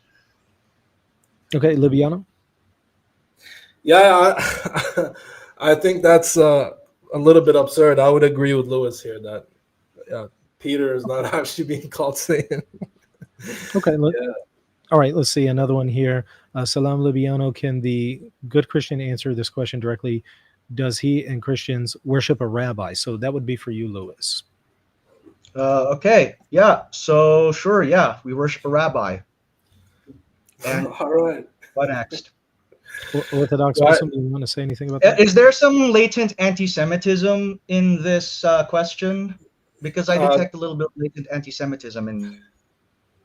no, I don't think there's anti-Semitism. I think that it's crazy that you worship a rabbi. Yeah, I'd say that's clear idolatry that you're confessing you're worshiping a rabbi. Myself, I don't worship a rabbi. I worship the creator of all things, who is one God. He's not a rabbi. But I'm glad that you're self-aware, that you know that you worship a Jewish rabbi. Sounds good. DL says, "Hi, Lewis. According to Malachi, God cannot change, and according to Hosea, God is not a man. Was Jesus not a man and God at the same time?" Okay, so God was not a man at the time that he made that statement. That would be like me saying, I do not live with anyone else, which at the time of my saying it right now is true. In 2 months, that's not going to be the case because I'm getting married and she's going to move in here with me. But you can see how Yahweh can make that statement, and at the time of his making that statement, it is absolutely a true statement. That doesn't preclude the possibility that he could take on a human nature at a subsequent point after that. Yeah, I think Lewis just absolutely baked himself and made an epistemic blunder, because if we look at ontological statements that God speaks in the Old Testament and we understand them in that manner, that at this moment this is ontologically true of God, and maybe at a later moment it won't be ontologically true of God, you actually miss the point, because the very question he asks is in Malachi, which is still pre-incarnation in the Old Testament. God cannot change. If that statement is a temporal ontological statement, what is to hold me from saying God doesn't change now and in the future he will change? Now you have an epistemic blunder. Now we can't know anything about God because all the ontological statements are temporal. And hence God can't be a man at any point, which is, I wanted to get to that in our cross-exam, but we didn't have time. I think this one might be for you, Libiano. What would Nicene Trinitarianism look like in the New Testament if we granted doctrinal development? What? What do you mean if we granted doctrinal development? Yeah, so if you went ahead and accepted the notion of doctrinal development, what would you expect to be present in the New Testament concerning the Trinity? If the doctrine is developed, then the point is it's not in the Trinity and it develops later. I don't know what he's trying to say. I think he might be saying if like, there's doctrinal development, then it's not there and it develops to be there. Right? okay, Lewis, do you have any thoughts on that? Yeah, okay. Well, I do want to say something about the topic of doctrinal development. All doctrines develop, no exceptions. That's true of Christian doctrines, that's true of Muslim doctrines. If a doctrine developing is a problem, well, then that creates problems for the Orthodox Sunni interpretation of the Quran being eternal, because that's something that developed as well. So what's good for the goose is good for the gander. Okay. And Dean responds, says, you can't say that Jesus doesn't know the hour in his human nature. Lofton made a video yesterday. It's the Agnoite heresy. Are you aware of this? Yeah, actually, again, to emphasize, what I'm saying is from the Catechism itself. I literally quoted the exact paragraph from the Catechism where it says what I just said. So I'm not out of bounds in what I'm saying here. Yeah, I think Lewis has, maybe he hasn't studied his faith deeply enough. He's too busy studying Quranic variants. But I'm not sure if you knew, Lewis, but it is absolutely a heresy that takes you outside of Catholicism, because it implies Nestorianism if you say that Jesus didn't know, the person didn't know in his humanity. You are essentially splitting Jesus into two persons. And that's why this heresy was condemned as the heresy of the Agnoite. Yes, Michael Lofton, our host today, did make a video on this last night. Let's see. If John 1:1 has a Platonist context, I guess is what he meant. The Son, demiurge, would be created, and if it had a Jewish wisdom context, the Son would be created. So which context does Lewis give John 1:1? So that one's for you, Lewis. Yeah, this would assume, again, I would dispute the assertion that the Jewish context would mean that wisdom is created, because as I showed you, the Masoretic text doesn't say that. So I would lean towards the latter, but I reject the conclusion that the questioner is trying to draw from that. You have to show me that John would have rejected the Masoretic understanding of that passage. Yeah, so there's actually a good book by a Unitarian scholar called The Wisdom Christology by Dustin Smith. Fantastic Unitarian scholar. And I'd refer you back to a debate that Dale Tuggy had with James White on John 1:1. So in the Hebrew context, this would wisdom is personified. It doesn't actually have any ontology. It's referring to the manifestation of God into the world, God's mode of acting wise, of creating. So it doesn't actually have its own ontology. So if you want to say that's uncreated, in that, God is uncreated, because the wisdom of God is just a mode of God in the Hebrew context. Also, wisdom literature says that the wisdom of God is the Torah. So you have that the Torah, the wisdom expresses itself as the Torah. Is the Torah created or not created according to you? And if you're talking about in a Platonist, Middle Platonist context, then yes, absolutely. The Logos is created. Justin Martyr makes it clear. Philo makes it clear. Middle Platonists make it clear that the one creates the nous from its substance. So, yeah, this just proves that you're reading ad hoc anachronisms into the text of the New Testament. And Lewis, I promise I'm not trying to be unfair to you. Most of these questions are just directed to you, and they're all super chats. That's why I'm taking them. I did notice that the majority of the people watching are Muslims, so that's to be expected. Yeah. I promise I'm not trying to be unfair. I tried to direct everyone to ask questions for both. So, I'm totally fine with that. Okay. All right. Okay. Hi, Lewis. Do you think God can become a curse, or can only Satan become? And is a curse according to the New Testament? If yes, God became a curse, is he then not equal with Satan? Yeah, if you read the quote that Galatians 3, I believe the questioner is asking about, it talks about Jesus becoming a curse for us. That's verse 13, and it quotes Deuteronomy where it says, "Cursed is everyone who is hanged on a tree." So if you look at Paul's writings, he is talking about atonement. He's talking about how when Jesus dies on a cross, he absorbs the penalty for sins.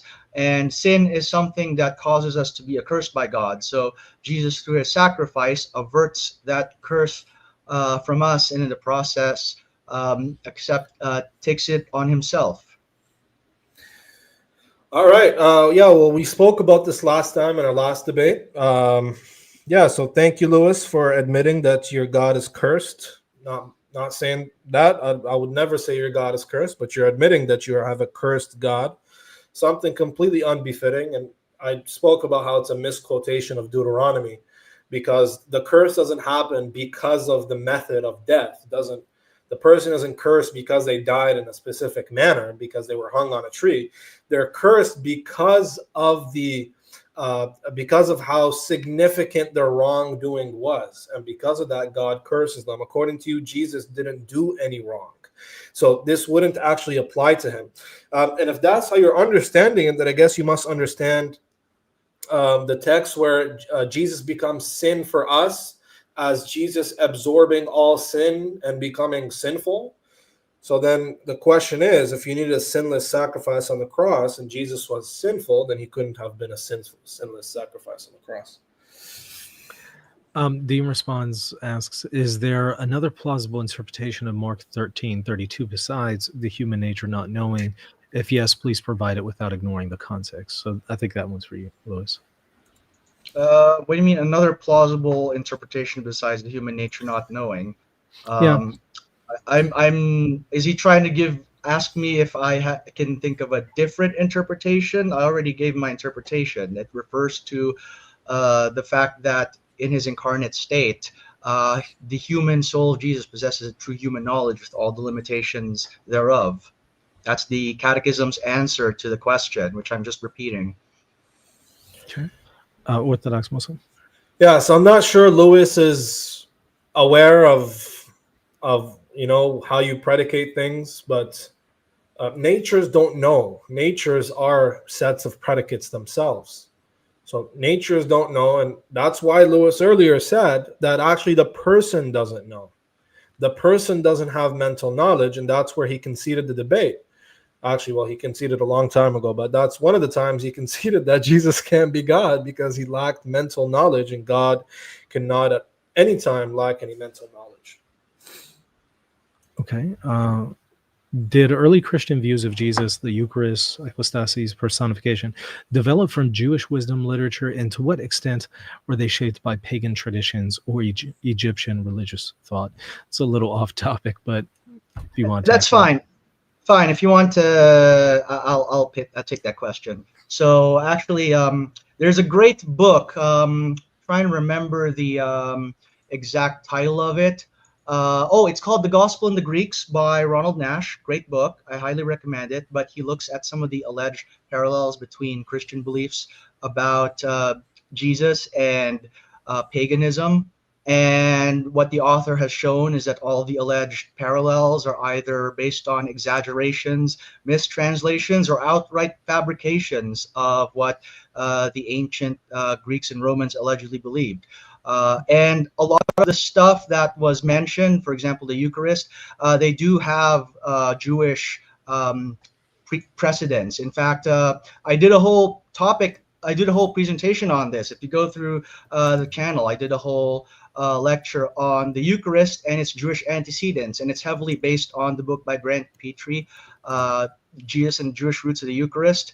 And so if you want to really dig into it, a lot of the stuff that Christians believe have Jewish roots. Even the idea of Jesus as divine person, that was the whole subject of my MTS thesis. Did the New Testament Christology have any precedence in Second Temple Judaism? And the conclusion I had was that the New Testament authors are working within the context of Second Temple Judaism vis-a-vis texts like First Enoch and Fourth Ezra, but they also went above it because they believed that they had further revelation from God.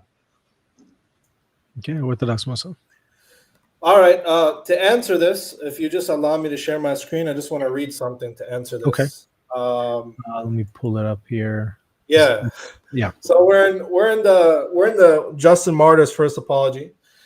He says in chapter 21, and when we say that the Word, who is the first birth of God, he's talking about Jesus, was produced without sexual union, and that he, Jesus Christ, our teacher, was crucified and died and rose again and ascended into heaven, we propound nothing different from what you believe regarding those whom you esteem sons of Jupiter. I think Justin Martyr puts that quite beautifully. To believe in a dying, rising, mythological savior, man God, who is begotten before the ages, is to just believe in Zeus and in Hermes. And eating God and drinking his blood, as you yourself espouse, because you're a Catholic and you believe in transubstantiation, is definitely not a Jewish practice, as the Torah condemns eating of blood. And you eat God's blood and you drink his blood and eat his flesh. So yeah, I'd say that has nothing to do with Jewish literature. I think you just have random practices from Paul. But yeah. Okay, we got a few more here. We'll try to do lightning round. That way we can get through all the super chat questions. Okay, if Jesus himself confirms the Bible says that he cannot be hurt, but would be raised up by angels, how plausible is crucifixion versus ascension? Okay, what's the question you're asking? I'm a little confused I'm a little. I've been reading through that multiple times. Okay. Sure. what I am understanding the questioner to be asking is Jesus can evade physical harm upon himself if he so chooses, which is absolutely the case. Jesus says so himself in John chapter 10, where he says that no one can take his life from him. He lays it down of his own accord. Is that what the questioner is asking? Hey, I don't know. So, Orthodox Muslim, do you have any thoughts about that? Yeah, no, I think he's referring to when Jesus is being tempted in the wilderness, and Satan quotes a messianic passage from the Psalm that talks about the Messiah being saved from all harm's ways, and Jesus affirming that it's about himself. And so he's using that as evidence that Jesus wasn't crucified. And yeah, I absolutely agree. I think that's strong evidence for Jesus affirming that that's messianic, and that passage makes it clear. It's a double fulfillment that Jesus seems to be confirming and affirming for himself, that he actually won't be harmed and that God will send angels to save him. And so we would expect that this would come true and that he wouldn't be actually crucified. He's quoting things where Jesus says, I'll raise myself up again and stuff. That's later mythology that no scholar thinks is authentic. So. Okay. Yeah. If Christian claim that they follow the creator of Abraham, can you please show us where Abraham worshipped the Trinity? Yeah. So is the question asking if the Trinity is clearly demonstrated in the book of Genesis? Well, it is hinted at. You don't see the word Trinity there, but you do get hints of it. One of my favorite examples of this actually happens to be in the Sodom and Gomorrah passage. Now, if we were to go back one chapter, you might note that Yahweh actually takes on a physical form in Genesis 18. And then when you get to Genesis 19, when Sodom and Gomorrah are about to get baked, it says that in verse 24, then the Lord rained on Sodom and on Gomorrah sulfur and fire from the Lord out of heaven. Now, notice that the word Yahweh occurs twice within the same verse. So the first instance refers to the physical manifestation of Yahweh that appeared a chapter earlier, and then you have Yahweh in heaven. So there appear to be two Yahwehs in this verse right there. So Abraham gets a hint of the Trinity in this passage. Hey, ladies and gentlemen, this is the third debate where my interlocutor admits that there are two Yahwehs, two gods. I don't know if you guys are all there, but I don't know why you keep admitting there are two Yahwehs. Why are you saying the text says there are two Yahwehs, my friend? The only person who just got baked is you, dude. Stop saying there are two Yahwehs. At least speak like a monotheist if you claim to be one. And no, there's no Trinitarian reading in that passage where the Yahweh, there's two Yahwehs according to you. No, that's just an example of agency we find all over the Old Testament. If we use that exegetical framework and applied it to Exodus 7, for example, I'd make you admit that Aaron is Yahweh, Isaiah is Yahweh, Elijah's Yahweh, Samuel's Yahweh, and everybody else who is called Yahweh by agency. To Lewis, if the Bible presents Jesus as consubstantial with the Father, why do so many verses emphasizing subordination, ignorance, dependence, and distinction between them?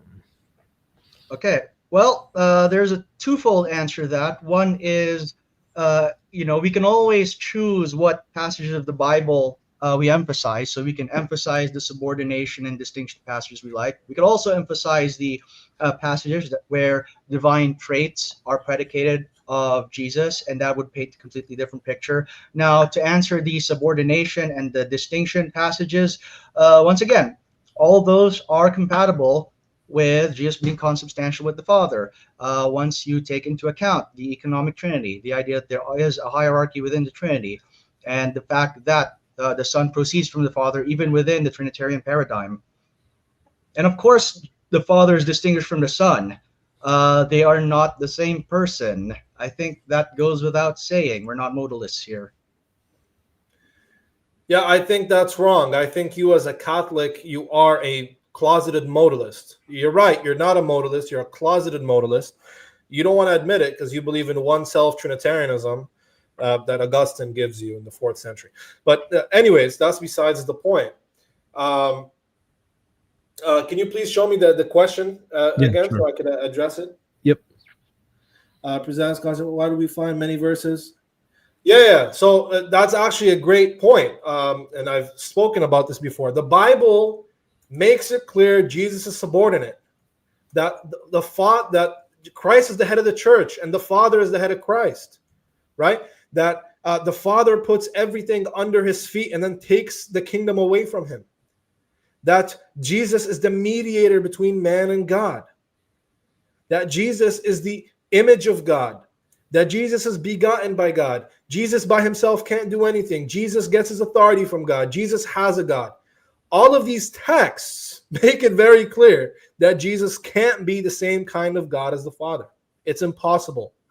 You saying that, oh, well, that doesn't violate consubstantiality. Of course it does. There's no reason to read consubstantiality in these texts because, again, that's anachronistic. That doesn't show up until later. So you saying there's consubstantiality there is an absurd reading. It's garbage. How are you guys doing on time? Because there's 6 more super chats. Are y'all okay on time? I'm okay, man. Yeah, go ahead. Okay. We'll try to get through them quickly here. Fully man, fully God basically means man God. Isn't worshiping a man God idolatry? Well, it's not the human nature that receives the worship. This is a linguistic feature that we have limitations of human language become apparent, but the worship is directed towards the divine nature. Now I mentioned, are you worshiping a rabbi? Well, yes, it's a rabbi who also happens to have divine nature in him, but the actual recipient of the worship is the divinity in Jesus. All right. Well, again, Lewis displays that he has not a clue about Catholic dogma and theology, because that is considered heresy and Nestorianism. As a matter of fact, the official position of the Catholic Church is that the body, the humanity of Jesus, is given latria, that is worship due to God alone. You just separated Jesus into parts, saying that one part is worshipped and another part isn't worshipped. Or perhaps you're saying there's a human Jesus who's not worshipped and a divine Jesus that is worshipped. You became an Nestorian and you, again, reject Chalcedon.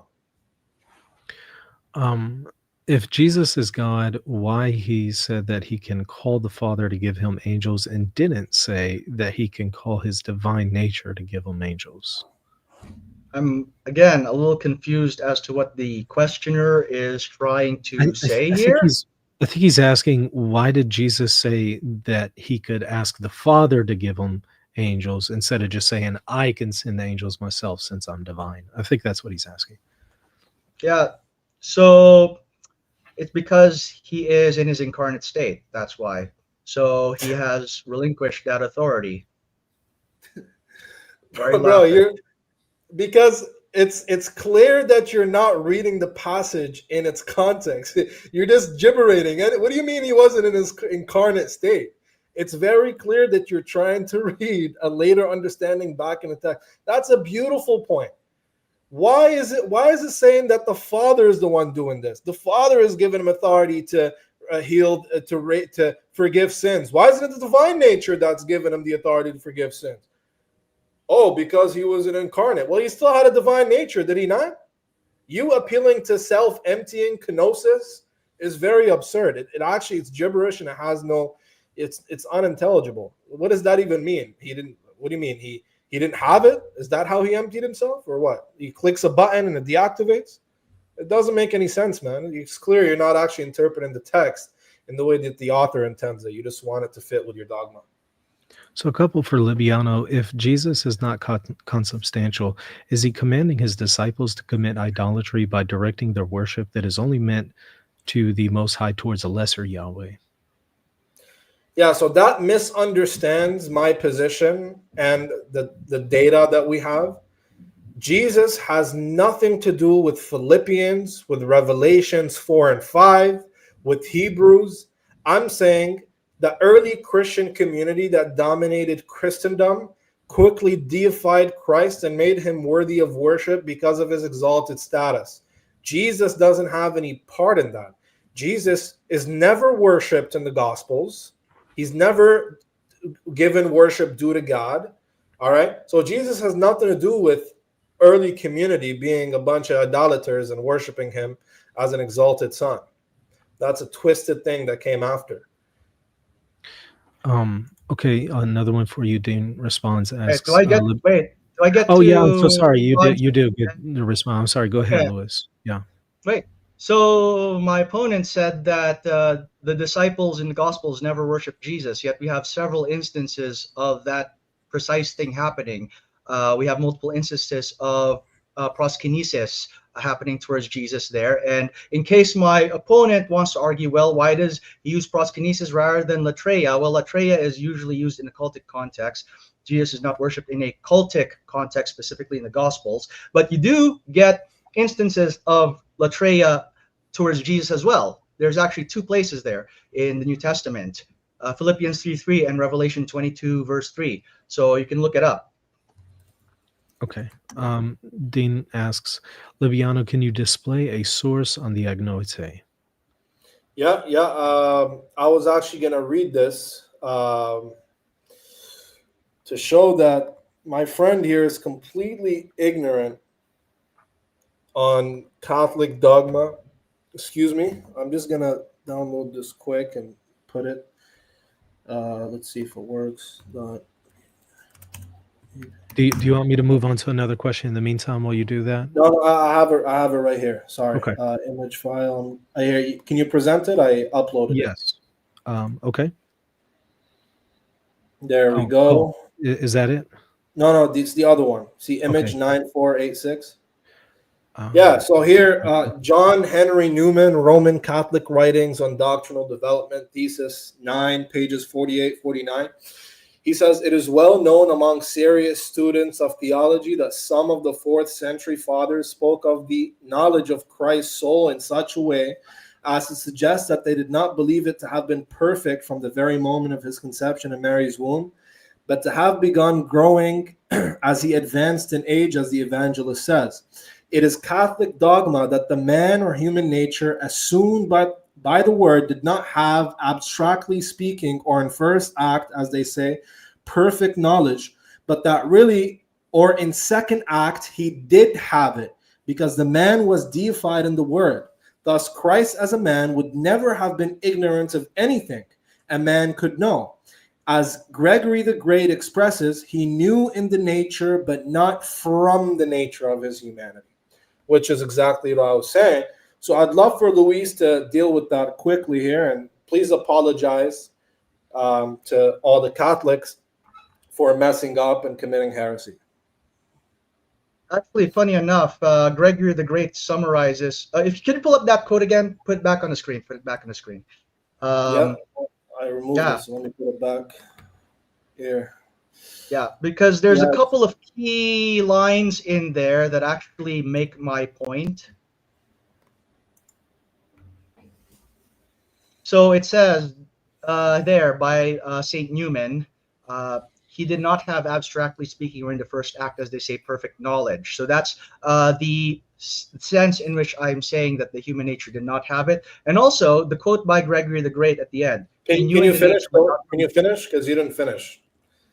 Yeah, or in the second act, he did have it because the man was deified in the word. That's actually in the context. Christ as a man would have not been ignorant. I didn't interrupt you when you responded to my responses. Sorry, my bad. My bad. It's my bad. So I expect. Okay, no problem. I'll let it slide. Anyway, when it says the man was deified in the word, that's referring to Christ's glorification, which takes place at his ascension back into heaven. Now, also in the end, notice what Gregory the Great says. My tongue is getting dry. He knew in the nature, but not from the nature of his humanity. So when the Son says the Son does not know, Gregory the Great is actually explaining what that means there, not from the nature of his humanity, which again corresponds to paragraph 472 of the Catechism. The Catechism is just explaining it in simple language so that non-specialists in all these technical terms can understand what is being said. All right. Well, okay. Okay, so all right, for Lewis, your man God observed the Torah. Why don't you? Yeah. So there is a long-standing debate on how exactly the Old Testament carries over into the New. So if you want me to get into the weeds, in Catholic theology, we distinguish between the moral and the ceremonial laws. The moral laws are stuff like Ten Commandments, and those are valid for all time. And then the ceremonial laws, those have to do with stuff like keeping kosher, doing the animal sacrifices, etc., etc. Now, if you read Hebrews, it talks about how all those things are fulfilled at the cross. Now, remember, Jesus says, until all these things are fulfilled. Well, the fulfillment did take place, and that fulfillment happened when Jesus died on the cross. That is where all the ceremonial laws of the Old Testament find their culmination. Well, that's a fail because Jesus does say, and he qualifies it, but until heavens and earth passes away. So the fulfillment is when heavens and earth passes away. Why do you love not quoting Jesus properly? Second thing, that's awkward because in the New Testament, the book of Acts, that apostles give sacrifices at the temple. Wow, I thought it were fulfilled on the cross, man. What happened? Also, that doesn't really matter because Matthew 23, Jesus affirms the written law and the oral law by saying that the Pharisees sit on the seat of Moses. So be sure to do and observe everything they teach you. And the Pharisees did not go around teaching you that when the man God Savior comes, you should abandon the law, become apostates, and go eat God and drink his blood. All right, we're going to have to try to wrap this up here, so let's try to go quickly. Follow up for Libiano. I was talking about the term, but going with you, did John and Paul command idolatry, if not for consubstantiality in mind? Can you wait one more time? Yeah, I was talking about the term, but going with you, did John and Paul command idolatry? Yes, Philippians commands idolatry, and Revelations commands idolatry. Yes. Okay, Lewis. Oh, that's odd because this contradicts something that Libiano said in his debate with Avery, where he defined idolatry as worshiping a creature not to the glory of God.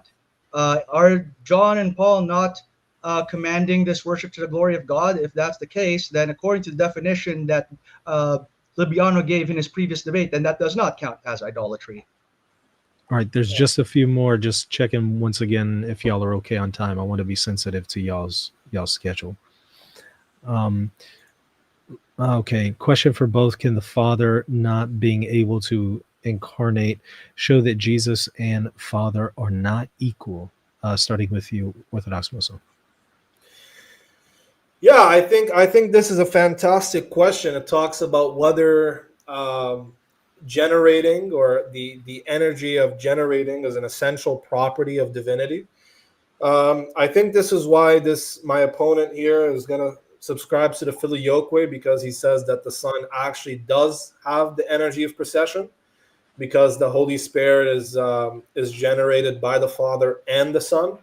But yeah, I think that generating should be an essential property, and if they have equal, or they share in divinity, then they should be able to generate.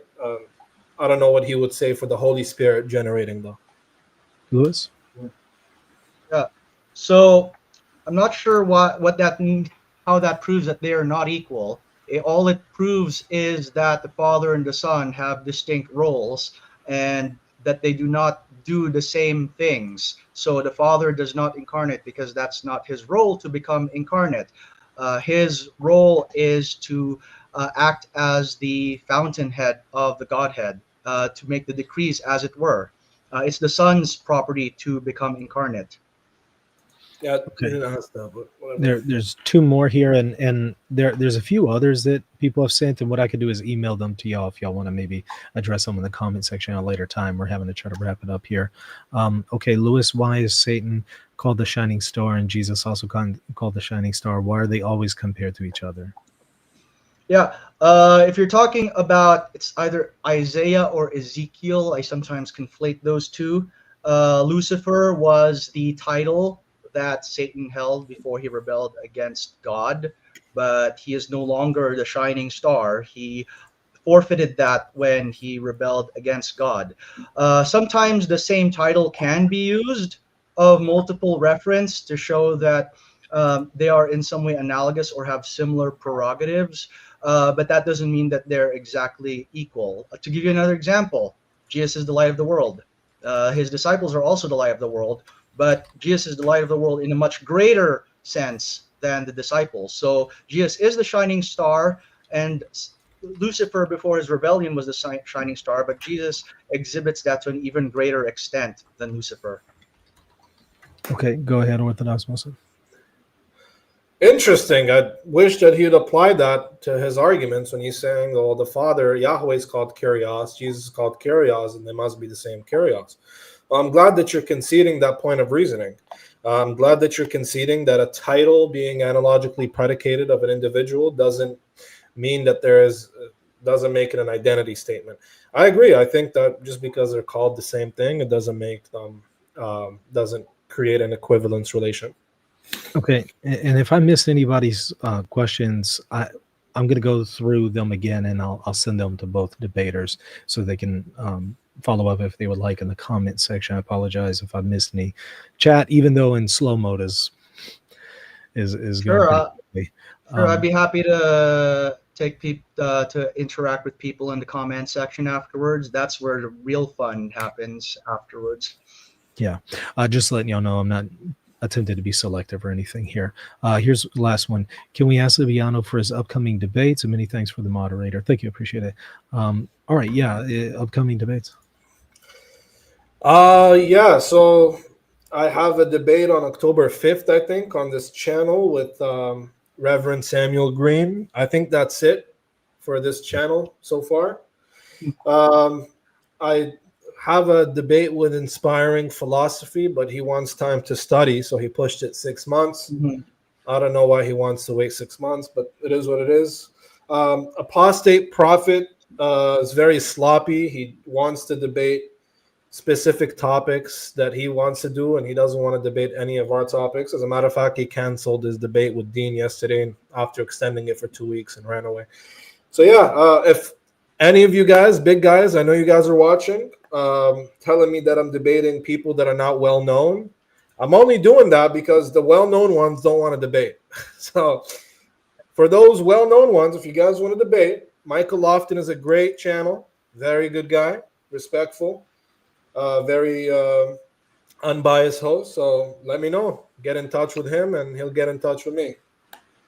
Yeah, I'm happy to host any debates. Y'all just get in touch with me, reasonandtheology@gmail.com. Yeah, go ahead, Lewis. Yeah, if I may, I really do enjoy discussing with Liviano. He really knows his stuff, and he really forced me to think about what answers I'm going to give to my questions, and I'd be happy to debate him on other topics in the future.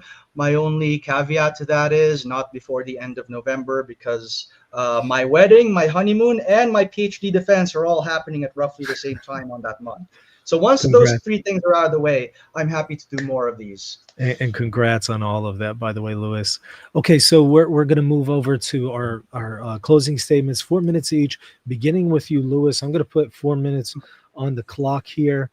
And are you using your presentation for that, or? Yeah. Okay. So I'm gonna start off with actually with the same slide that I started off with at the very beginning. Okay. Let me pull it out. Because so hold on. Give me a sec.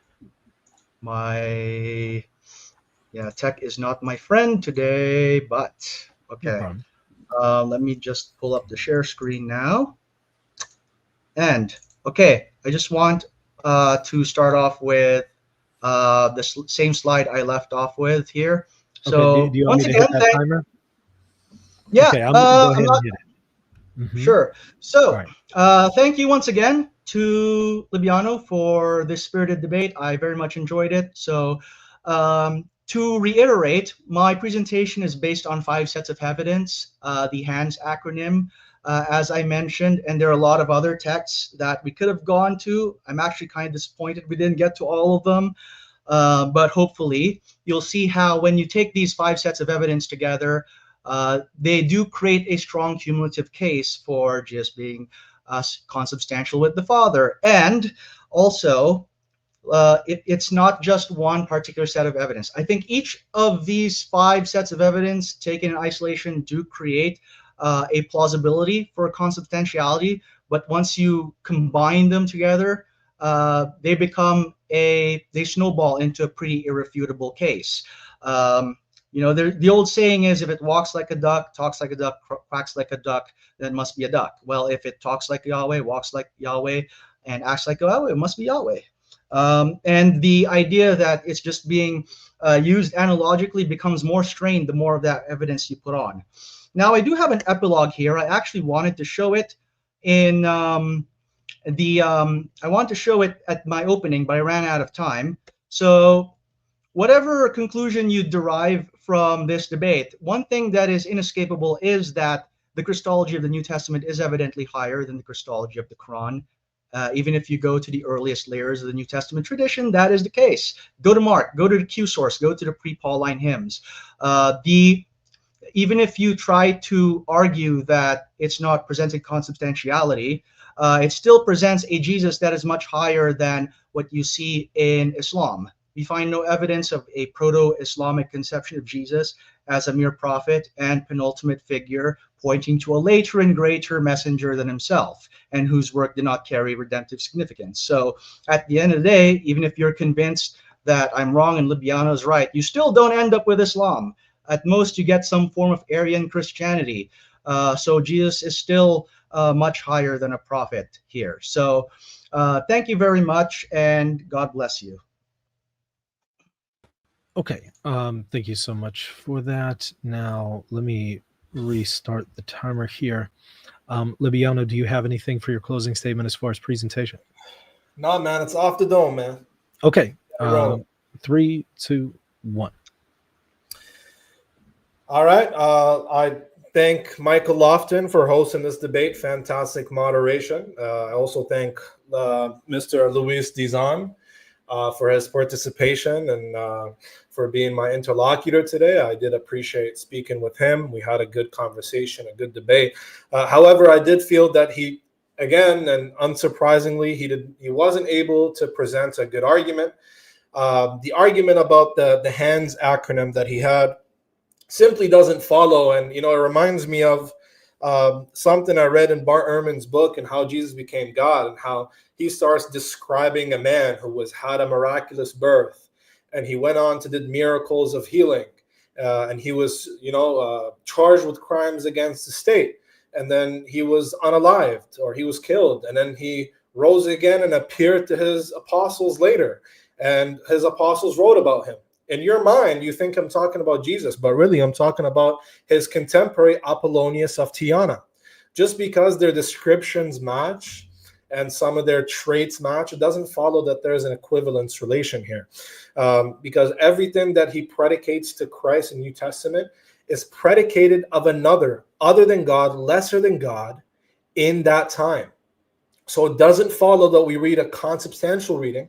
We could read an Arian reading, or we could read a middle Platonic reading. It doesn't follow that there is a consubstantial relation between the Father and the Son there. So I thought that the argument was very poor. I thought that he wasn't able to defeat simple arguments. That what I wanted to show today is I didn't try much. Well, what I mean by that is I presented very easy arguments, like Jesus doesn't know the hour, and God is not a man, and Jesus was tempted. Why?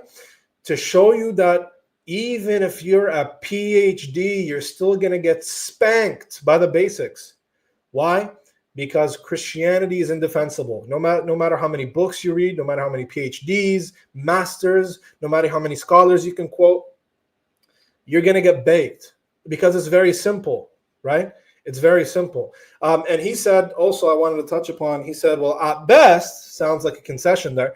At best, Jesus may not be consubstantial, but, he must be a lesser God. And that's, that disproves Islam. No, I would actually argue that the earliest Christology, as other scholars have argued, like Mr. Scholar, his name is Thomas Gaston, he's argued for a dynamic monarchian Christology, which is a very, I would say, Islamic Christology. I would argue that the Q-source, Thomas, and the Jewish Christian literature we have presents a very Islamic Jesus. I think that's the earliest Christology. The Jamesonian community displays the earliest. So I would argue, no, Jesus being a second God, Arian Christology doesn't appear until the end of the 1st century and the beginning of the 2nd century, where you have the Gospel of John being authored, Revelations, Philippians, Justin Martyr, and so on. But I would argue the earliest Christology is very much Islamic. So again, worship the one true God and don't associate partners with him. Don't worship a man God. Don't drink his blood. Don't eat his flesh. It's very simple, straightforward. You don't need to be a metaphysician. You don't need to be a philosopher to understand who God is. It's very simple. Jesus wasn't walking around saying consubstantial, 3 hypostases, using philosophical terms. These people were simple fishermen. They weren't going around preaching heavily convoluted philosophical Platonic ideas. It's absurd. You can't make it up. Thank you very much, and I hope to see you guys again. Thank y'all both. Truly enjoyed it.